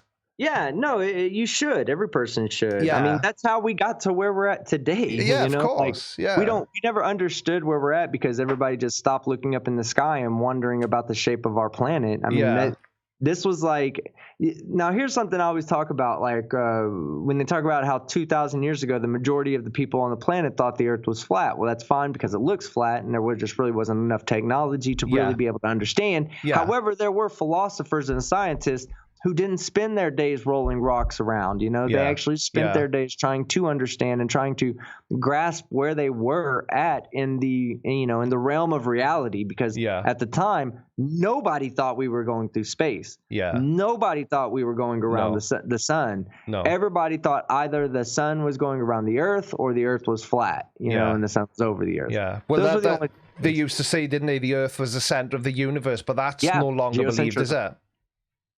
Yeah, geocentrism. Yeah, but like I say, I suppose I can see why some people fall into the trap, because I've had those types of thoughts where I'm trying to comprehend where I am and how I fit into it all. But you've got to just learn to learn. Yeah. Do you know what I mean? Accept your ignorance. You know, that's I guess that's probably the hardest thing for people to do, is to accept their ignorances. Yeah. When you accept your ignorance, then you can really, it puts you in a better position to learn something. Yeah. When you accept the fact that you just don't fucking know, then you'll find yourself, in a position really yearning to try to get a better grasp of what you are, what you're doing, what your position is. Because I've got this saying that I'm fairly sure annoys my kids and annoys my wife, but I say that there isn't a single man or woman that knows everything about everything. It doesn't matter how educated you are, how intelligent you are. For example, Elon Musk probably doesn't know how to put a 3-meter long sticker onto the side of a van. I do, but I don't know how to invent an electrically powered car. Do you know what I mean? So not everybody knows everything about everything. Yeah, sure. And I think the sooner that we can realize that we may not be as important as we all think we are, we can open ourselves up to other ideas. And I think flat earthers need to do that more quickly than most. Yeah. No, I agree with you. Because they're a strange crowd. They are a strange crowd. I love them to death, man. I love them to death. I love kicking them to death, that is. I love beating the shit out of the flat earth movement until it just is no longer moving, bleeding out on the sidewalk. I feel like my job is done. Until it begs for mercy. Oh, I don't even listen to it anymore. No, at this point, if somebody like Nathan Thompson was on fire and I had a fucking bottle of water, I'd drink it, pee into it, and then drink it again before I'd pour it on him. Yeah, I kind of feel the same way, because I just find that it gets quite stale and quite boring, because I feel that I'm just repeating myself in every flat earth video I make, because they all say exactly the same thing. Well, I've learned to, that's why I want to do something different, I said this in my live stream several times, that, the answers to the flat earth arguments aren't going to change. The arguments aren't changing, so the answers aren't going to change. No, exactly. So how many times can I say the same thing and before I run out of jokes? I'm really like at this point, I have to find videos that are basically jokes written into them. People wearing what they're wearing, how they're sounding when they talk, what they're saying. It has to be a built-in joke into the video, because I've already said so much of the same shit. Like I make this. I've done over 100 flat Earth videos. Yeah. How have I not covered every single argument out there? Yeah. Every single argument, I've heard it at least once. Yeah, because and it's not going to change. They can't possibly have 100 arguments anyway, can't they? So you've clearly repeated yourself. Oh yeah, for sure. As I have, you know, without any shadow of a doubt. And it gets to a point and that's why I took a couple of months of not making flat Earth videos, because I just felt I would sit down to record a video and I'd be saying to myself, but you've said this 50 times already. And yeah. You know, if I'm turning myself into an entertainment channel. Yeah. The idea that if I entertain the idea that the Earth is actually flat in a position to debate it or debunk it, seriously, then that means that I'm just as delusional as they are. Yeah. You know, that I believe that the flat Earth needs an actual platform to be discussed and that idea, so we can come to a conclusion. There is no conclusion. There is no opposite conclusion to the fact that the Earth is a ball. It's a spinning ball in space. It flies around the sun, for lack of a better term. But at the same time, you know, it's fun. It's fun, so I like doing it. But I have moved away from it already. I'm not going to move away from the flat Earth. I think I'm just going to stop looking for so many flat Earth videos, stop trying to force a flat Earth video into my next rotation. So like I said, I've done the Jake Paul video I just recently did. I got an I'm J Station video I'm doing. I have, you know, I just did the Eclipse video for the flat Earthers. Then we did the idiots versus the news before that. Like literally for my past 8 videos, I think I went flat Earth, non-flat Earth, flat Earth, non-flat Earth, flat Earth, non-flat Earth. Just because I know that I have a crowd out there that is predominantly flat Earth. And, you know, when I did the Dobre brother ones, that nobody had any clue who they were. None of the subscribers had any clue. When they didn't have any clue who Cody Ko was, they didn't have any clue. A lot of people don't even know who fucking Jake Paul is. And these people are like, if you go onto YouTube, more people on YouTube know who those people are than know who Mark Sargent is, or Simon Dan, or Eric Dubé. So that there's a whole untapped market of stupidity out there that I absolutely. I hope my people like it. They might like it, they might not. They might unsubscribe, they might stay subscribed. But the truth of the matter is if I limit myself to flat Earth, then I will only grow to a certain point, and then I'll stop. That's it. But another thing as well is, like, I think you and I have had this conversation already, is that doing alternative types of videos will bring in a different audience to add to the audience that we've already got. You know, because not everybody is searching for flat Earth or flat Earth debunking videos. Because I'd be fairly sure that quite a high percentage of the people that find you or find me or find Craig or Dan or anyone else are searching for flat Earth, just the term flat Earth, and that's a bloody hard term to rank for. But like I said, and if you go search flat Earth right now, I guarantee you the Discovery Channel is in the top 5. There's going to be a BBC in the top 5. Absolutely, there's going to be the one with Mark Sargent holding the ball up close like this, like squinting in with the hat on, like that one's going to be in there. I mean, these are, and they're one-offs. If you go to that channel, they've done one fucking flat Earth video. What the fuck are they doing being fucking put up on the top for flat Earth? Simon Dan should go like this. When you type in flat Earth, right, you should get Odd TV, Jeranism, Simon Dan, Cool Hard Logic, and then a mixture of the rest of us after that. It should be like the top 4 or 5 people for that search term. Flat Earth encompasses both flat earthers and non-flat earthers. They include flat earthers that are moon deniers. So there's this huge thing that they could do. They could actually put it to where they cared about their viewer. They don't give a shit about the viewer, guys. This is the stupidest thing in the world. Look at that fucking bell button. That is your evidence right now that YouTube gives no shits about you as the viewer. Because there's a bell button that you have to click to ensure that you are not just subscribed, but you are subscribed and getting notified. And you are subscribed and getting notified of all subscribed content. But it's a flawed system anyway, team, because how many of you as subscribers will comment that, oh damn, I didn't get the notification? Right. So it's flawed anyway. No, yeah, and the reason, and see, YouTube knows it's flawed, but it's a money saver, right? Yeah. So let's say Simon Dan has 200,000+ subscribers. We'll say 250, right? Yeah. If he puts out a video and they don't have that bell button, well, guess what? That's 250,000 notifications that must go out. Yeah. At that point. Yeah. That costs money. Yeah. Of now, course so it what does. what they've done is they said, okay, if you really want, well, here's what we're gonna do. If you really want to, if you subscribe to Simon Dan, then you're going to need to do one more thing. You're going to need to let us know whether you actually want to get videos from him or not. Yeah. Because if you don't get videos from him, fuck it. We don't care. You can stay subscribed. We just won't bother sending you the notification. Yeah. Yeah. Okay. Yeah. I want notifications.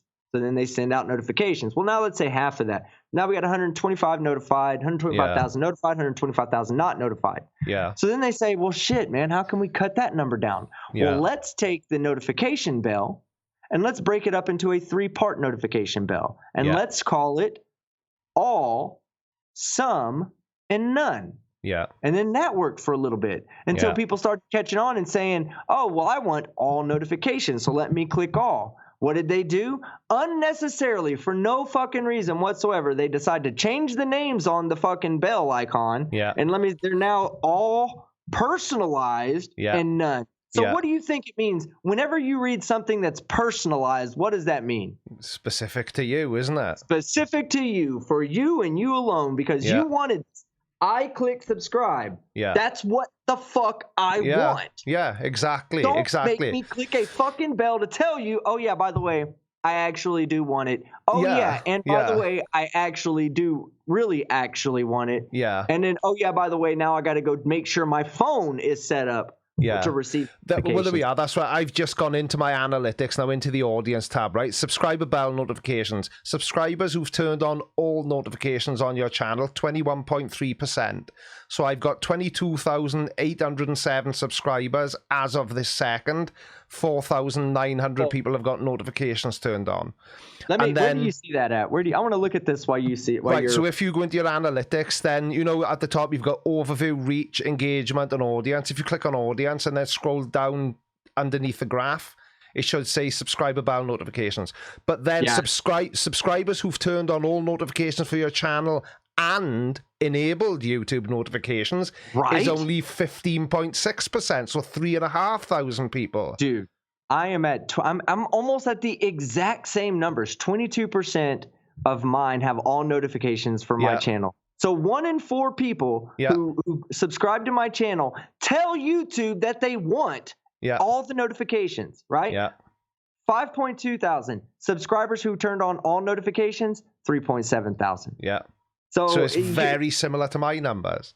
Yeah, that's because we share a lot of the same. But it just doesn't make sense. It's like they're trying to take the U out of YouTube.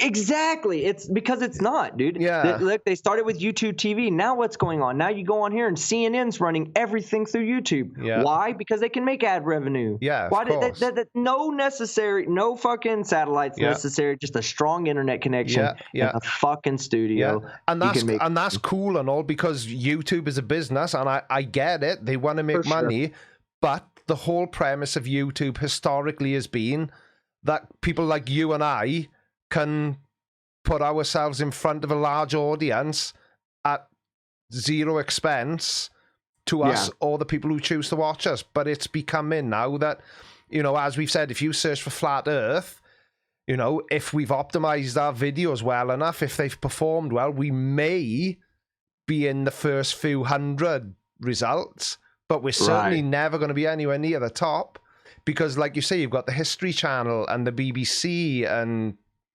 whoever else. Yeah. So that's why, it's hard, because YouTube wants to make sure that you get the content you want as a viewer. And unfortunately, they just think that it's defaulting to the fucking big channels. And I hate that. I hate that. It just seems like a shame, doesn't it? Let me just quickly address some super chats because a few have come in while we've been talking. So, trouble is now that a lot of them will have lost their context because I've got the worst memory in the world. Kev Sherman, I've read that one, right? So the pothole, $2 enjoys my content. Thank you. The plot hole, sorry, and that was with my glasses on. Creaky. Yeah. I was on their podcast. You need to check that podcast out, man. It's a pretty cool podcast. Yeah. They're good dudes right there, man. Oh, Straight I'll up. have to have a look at that. I'll have to have a look at that. Lucas, funny name because I can't say it. 10 PLN. That's Polish. PlayStation Network. PlayStation Network, yeah. 10 PlayStations on the way to Creaky. £5 off David Oliver. See, this is what I mean about comments losing the context. It was painful when I went on a roller coaster, and when it braked, I smashed my stomach into the safety bar. It hurt for 6 weeks. Have you got any clue what we've spoken about so far that may be relevant to? Because I certainly haven't. No, actually, I do. So it's just me then. We've been talking about the flat Earth, and every time I talk about flat Earth, I feel like I want to shit, meaning my stomach hurts. Right. Probably the same way he felt when that bar jacked his stomach. Yeah, so he's just empathizing with us about having to deal with stupidity. Right, yeah, okay. As a job. The Life of Collins RS, $3.99 is no one donating on Super Chat. Well, some people are, and thank you to everyone who has. Another one off the Life of Colin RS, $9.99. Buy Creaky some hair plugs. What are hair plugs? I'm not familiar. God, no. We just need to we need to get him like that chia pet stuff. I need a smear weave. some chia. Yeah, what we need to do is smear whatever that shit is that make chia pets grow. Just smear that shit on your head, water it for a few days, and you have a nice full green bush. Yeah, I've tried sleeping in a greenhouse in the summer, but it doesn't work. Another super chat from the plot hole. How many are scam artists versus true believers? I think we've kind of covered that. Everyone's opinion varies, doesn't it? That's he's asking that question because we did actually have this question discussed on his podcast. So right. he was asking me whether I thought certain people were either idiots, scam artists, or what was the third one? It was idiot. Oh, Poe. Idiot, scam artist, or Poe. And a couple of people he asked me about were J.M. Truth, who's a fucking idiot. Yeah. Daniel Pratt, which was a fucking idiot. Patricia Steer, which I think is... I got bumped on this, trying to come... I don't know what she really is. I don't know if she's a Poe. I don't know if she's, I don't think she's an idiot. I don't think she's stupid. I think she actually knows what she's doing. I don't think she's a flat earther. I think she just realizes that platforming flat earthers gives her a fucking relevant platform. It makes her, to non-conforming ideas. That's all I think that she does. And I don't hate her for doing it. That's fine. You want to do it? Do it. That's fine. Yeah. We do it, but we do it in the opposite way. She gives them a positive platform. We go on there and bring them on the platform to shit on them, Yeah. Well, there's something you said that has made me think of this. It's like, two of my sons are adults now, they're both in their 20s, but I remember when they were teenagers, and I've got a 16-year-old son as well now, and it just seems cool for like a 15, 16-year-old kid to disagree with everything, just to disagree. Oh yeah. And that's kind of a lot of flat earthers, like you say, non-conformists, that sort of I'm just, whatever if you say black is black, I'm going to say it's white. That kind of approach. Yep. And it reminds me, like I say, something you said then made me think of, my 16-year-old son. He's not as bad now as he used to be, but when he was like 14, 15, dad knew nothing. Whatever I said was, no, you're wrong. No, that's wrong. Know shit. Yeah, my son tells me all the time. Thing. Yeah, and that's what flat earthers are like in a lot of cases.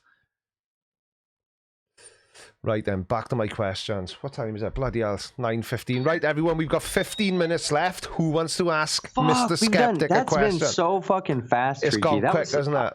It's gone quick. I love it, man. I love it. I had a great time. Yeah, it's good fun. So, has anybody got a question for Team Skeptic? If you have, are you in the side chat, team?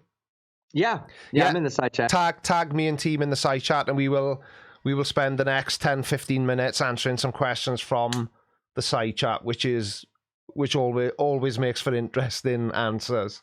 So my question for you is, when are we going to get another Team Skeptic Creaky Blinder compilation? We'll definitely have to do something, because what I'm trying to do, I've been looking the last few days at things that are an alternative to Flat Earth, and I want to try and find, you know, like the kind of thing that you and I did. And my son has been suggesting this to me for a while, so it may seem that our sons are smarter than we give them credit for, because yeah, they are. Yeah, you know, we think they're shitheads, but that's why we use their opinion, because they're shitheads. He sent me a video clip, and it was only a sort of a minute and 30-second video clip, but it was CCTV footage from the UK, and it's basically there was an elderly guy going to withdraw cash from an ATM, and a younger guy tried to mug him, and this older guy absolutely wailed on him. He beat the crap out of him. Videos. And he said, you know, you could do a video where you look at a few of this type of, because I can react to them in a very similar way, but it's a different type of content then, isn't it? Yeah.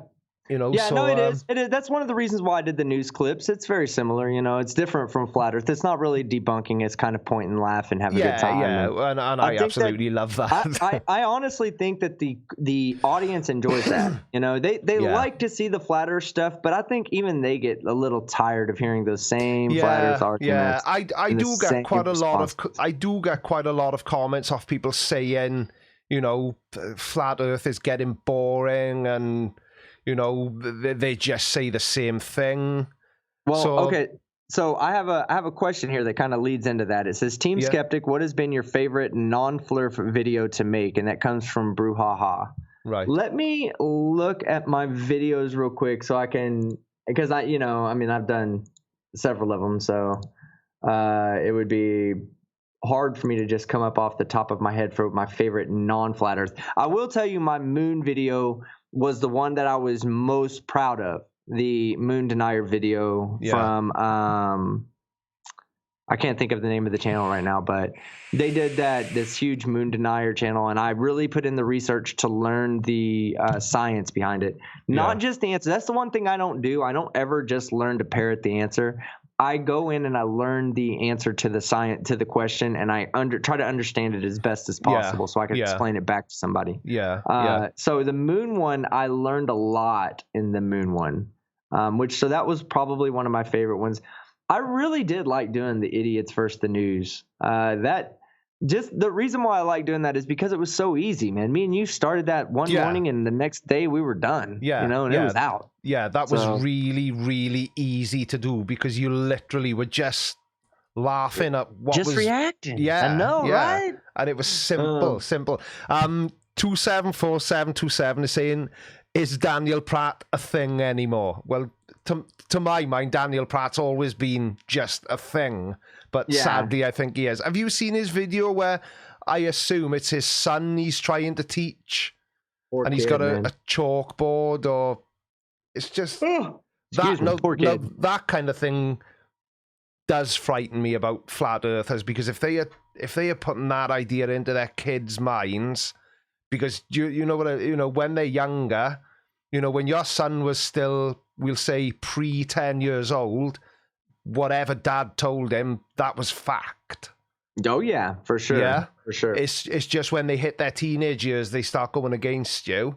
So if Daniel Pratt's kids are younger than sort of 10, 11, 12 years old, they are believing everything that dad tells them. Can you imagine, like, when those kids turn 25? Yeah. And, even when they're, let's just go ahead and not make any let's not, I'm not talking about his kids here, but let's just say that his kids are in the bottom 1% of intelligence in school. Okay.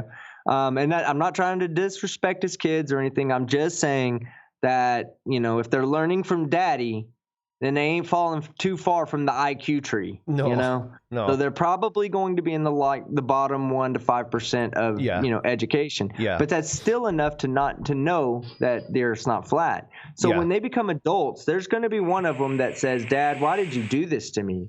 Why did you tell us that the Earth was flat? Keep us out of school, put us through all this ridiculous education that gives me no real life skills. I'm a literal fucking candle maker." That's what they're going to tell their dad. Like, Daniel Pratt, I swear, that's the only person I know that's trying to sell sweat as a candle scent. You know what I'm saying? Like, he's such a fucking idiot, and he's trying to teach his kids how to be a fucking idiot. But don't you think that's really sad, though, as a parent yourself? Sad, yeah. No, 100% sad. But I mean, as a parent myself, I would want the right to teach my son whatever I wanted to teach him. So Absolutely. that's one of those things, man. It's one of those things where you get really really emotional arguments from both sides in our group. I'm not even talking about flat earthers. Flat earthers hate when we say, "Oh, you should have your kids taken away. You shouldn't be able to, to breed." I would be okay with that, I guess, if they just secretly sterilized Dan Pratt, not because he's a fucking flat earther, but because he's fucking Dan Pratt. Yeah. But back to that question, I did see a video that I do want to say was one of my favorite to make. It's another one's coming up real soon. It was my First Amendment audit fail video. That video was fun because there was some facts that could be exposed to the video, and there was a lot of point and laugh moments. Yeah. So I feel like that video did really well, except for that I had to deal with a lot of the First Amendment auditors coming to my channel. Yeah. That one I had 94% like, which is bad for me. That's horrible. That's like one of my 5 worst videos is 94% like. Is it really? Sure. Yeah. Bloody yeah. My favorite. What is your average? Just like if you had to tell me off top without having to look it up, I'd say what percentage of likes to dislikes do you get? 98. Okay, yeah, you're right there with me. 98. Roughly around 98. My favorite non-flat earth video there's 2. It's actually 3, but one of them are a pair of videos. One of them were about the snake preacher. Oh yeah. I really, really enjoyed making that. And the other one was about Kenneth Copeland, the televangelist is he a billionaire or just a multimillionaire? I can't remember. They were my 2 favorite non-flat earth videos that I've ever made. Yeah. I enjoyed them because it was a welcome change. Yeah, no, it is. That's the thing is like when you're a content creator, right? You want to show your skill off. Yeah. You don't want to be known as the flat earth debunker guy. I mean, yeah, it's great, but who cares, right? Yeah. Like I can't go talk to just some random person and go, yeah, I'm the flat earth debunker guy. Yeah. No, they'll never know who the fuck I am. First off, like I already said, normal people don't follow this topic. No. The only people following this topic are the ones that have been unfortunately exposed to flat earth, and you can't get away from it. Yeah. It's like the fucking coronavirus, guys. Yeah. Once you get around someone who's exposed to stupidity, whether you catch it or not, you're intrigued and you're there. You're watching it. There's no vaccinations, no immunizations, no nothing for flat earth. No. You're sick in the head. Just like, but the normal person doesn't watch it. The normal person watches YouTube for entertainment. Yeah, absolutely. And I think I 100% agree with you because I enjoyed making those videos so much more than I've enjoyed making any other videos I've ever made. And the only common theme with those other videos is that they were nothing to do with flat earth. And I'm not saying I dislike making flat earth videos because I don't. I do enjoy them, but I don't enjoy making them as much as I enjoyed making those other videos. Bella Charge says, "Sup, Team Skeptic, you little bitch ass man." Hey Bella, how you doing? Just very quickly, team. Sorry, £5 super chat of David Oliver. Creaky, is there going to be a tidy Team Skeptic? Is there going to be? You're an idiot. What? Let me see if I can read it. You don't sound like you read very well, so let me see. It's like, do you know what it is? God, man, you don't ever like come back. Like at least Craig would be like, "Yo, fuck you." Yeah, I'm a gentleman, team. I'm a gentleman. And you're an idiot. Yeah. Oh yeah, okay. Is that Creaky? Is there going to be a tidy, comma, Team Skeptic? Is there going to be and you're an idiot? Love. Yeah, those cash fees. Right, I get it now. Yeah. But you know what it is? I'm old and I'm not cool, team. Whenever people replace letters with numbers, I can't read it. That says 1D1OT. Yeah. Well, ID10T. And IDT is an idiot. Yeah. Audrey Rebedu says, Creaky Blinder, Team Skeptic, do debunking videos inadvertently promote flat Earth? No, because we shit on them so much, so hard that there is no I mean, there is no promoting it. We had a talk about it the other day when we were discussing whether we should debate objective or subjective, or debate objective facts. So, like the Earth being a globe is objectively true. Okay, no matter what flat earthers say, we all know this because we just know this to be true. It's an objective fact. It's how we can say we just know. It's because it's objective. There is no subjectivity to it. No. You can say, I think that mountain's far away, and I can say, I think that mountain's short, and we can both hold on, let me shut this down. All right, we can both disagree on certain aspects of that, but there's subjectivity to the objectivity, and that's where the problem comes in. So what we do is I held the debate, said, should we even debate these topics? I mean, why even give these people a platform? Why? Yeah. We better have a good reason. Because if we just have this platform just to prove them wrong, then we're the ones that are the fucking idiots. Yeah. Right? Yeah. Because we're wasting our time on childish fucking ideas. So if you're there to point and laugh at them, if you're there to make fun of these intellectually fucking inferior, subhuman fucking morons, yeah, then you're doing it for the right reason. But if you're there to actually treat them as if they're serious, you just as much of a problem. Yeah. Because the thing is, and like I say, I've said this many times before, and I'll say I've got the greatest of respect for you, Fight the Flat Earth, Conspiracy Cats, and anybody that debates a flat earther. But for me, I just think it may be entertaining, but as far as their side of the audience is concerned, they always win. They just yell victory. Yeah, there's no losing. It's what they call pigeon chessboard players, right? Shitting on the board and flying away and claiming victory. Yeah. It just seems like an exercise in futility to a certain extent. It's fun to watch. I love watching debates. Yeah. But you never win. Even though you win every time, you never win.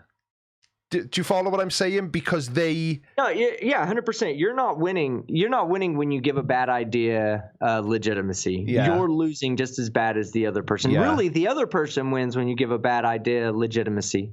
Yeah. But bad ideas should be discussed. I just don't think objectively bad ideas should be discussed. No. Like, we all know that all of us here, we all know that Santa Claus doesn't exist. Yeah. So what would be the purpose of discussing whether Santa Claus exists or not? Yeah. Here's another thing that I'll bring up.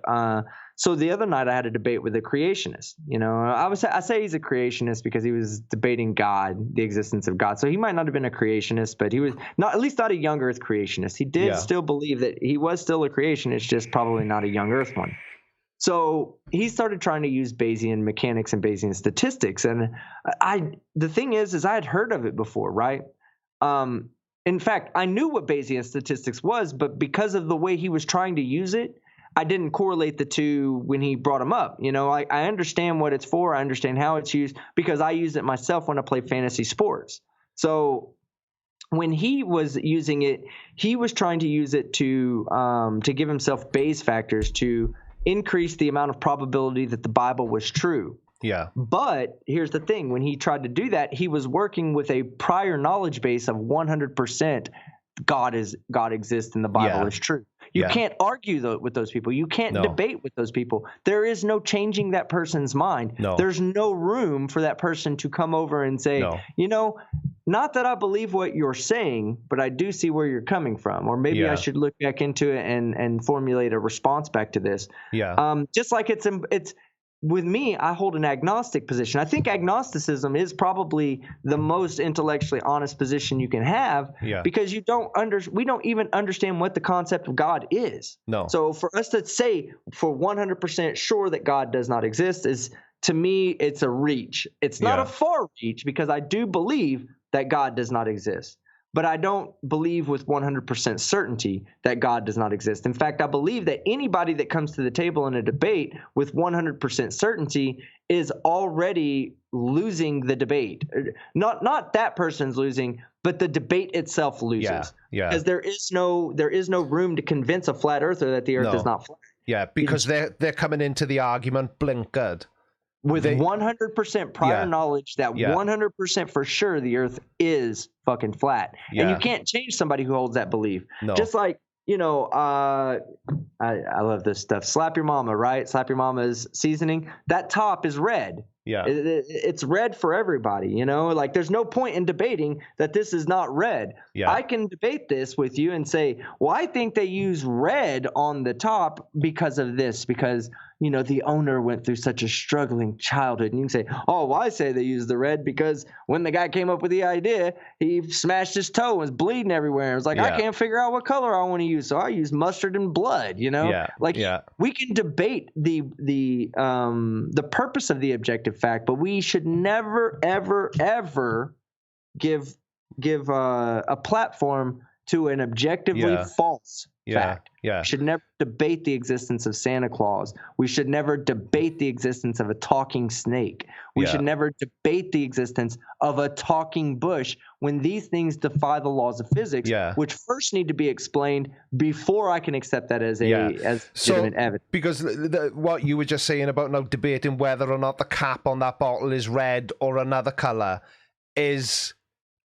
that's exactly what flat Earth is. Yeah, exactly. Flat Earth is that red cap. If you and I were to start debating now and arguing between each other about the color of that cap, that is as equally as ridiculous as arguing with somebody over the shape of the Earth. To me, anyway. Because that cap is clearly red. You can show me it's red. You can demonstrate to me it's red. It'll always be red. It's red in your kitchen. It's red at night. It's red in the morning. It's red in your living room.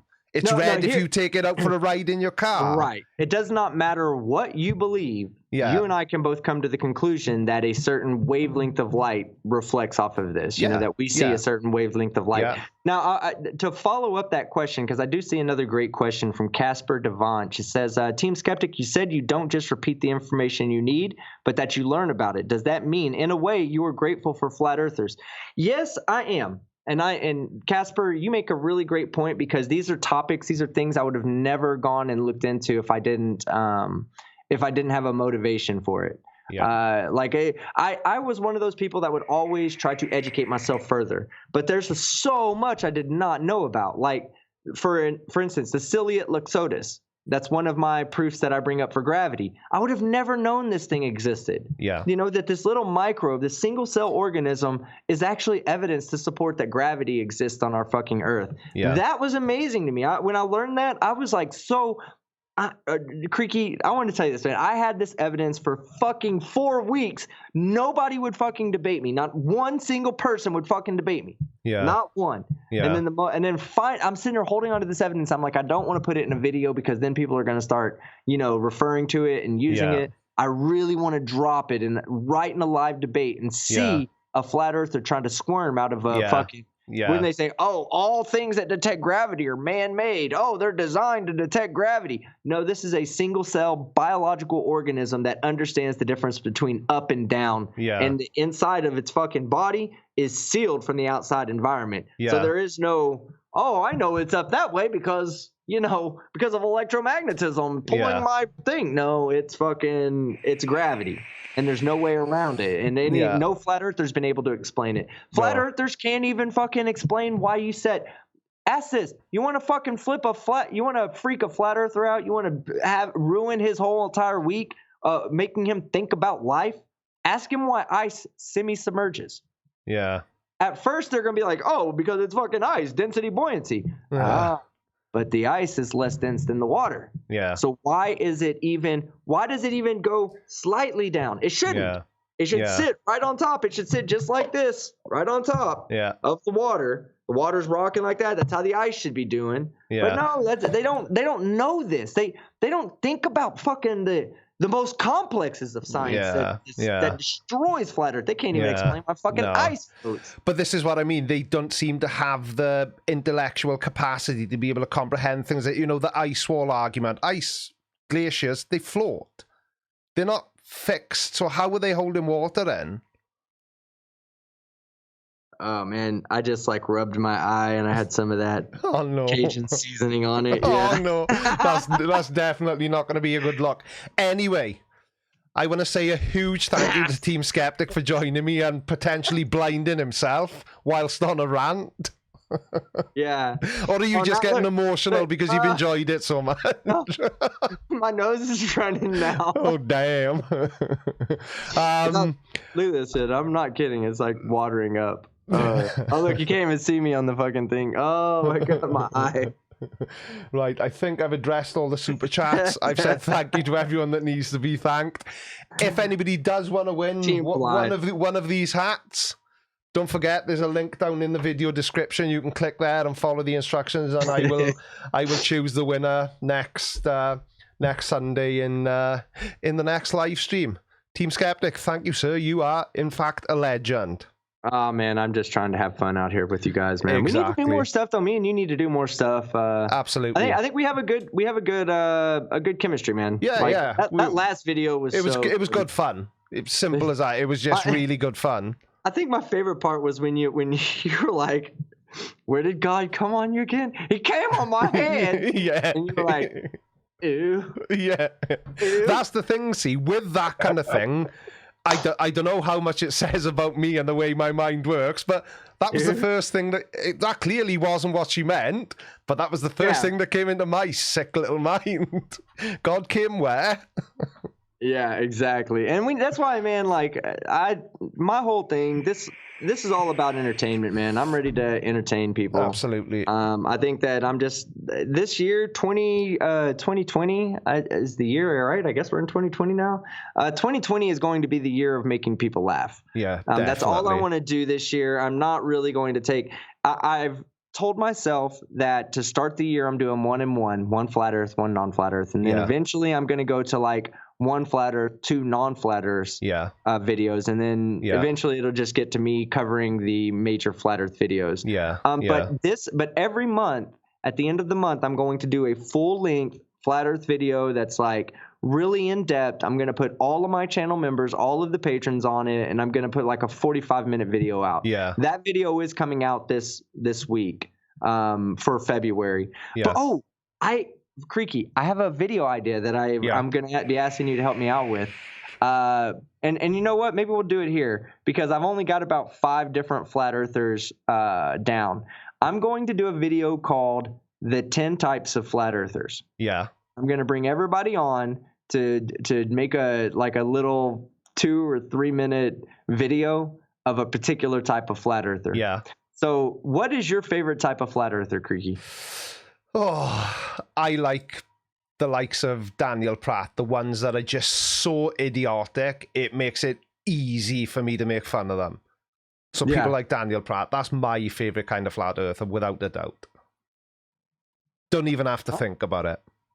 So I'll be doing a video where all the people will get to play a flat earther, a particular type of flat earther. That sounds kind of like my Community Strikes Back video last year. I said I was going to try to do 1 a year, and I think this year it's going to be just the 10 types of flat earthers out there. Yeah, absolutely. I think that's a genius idea. Anyway, thank you everyone for watching. How do you close your videos? You're Team Skeptic, and I'm out. Take care, guys. You got to fail too, though. I know. Take care, everyone. Bye-bye.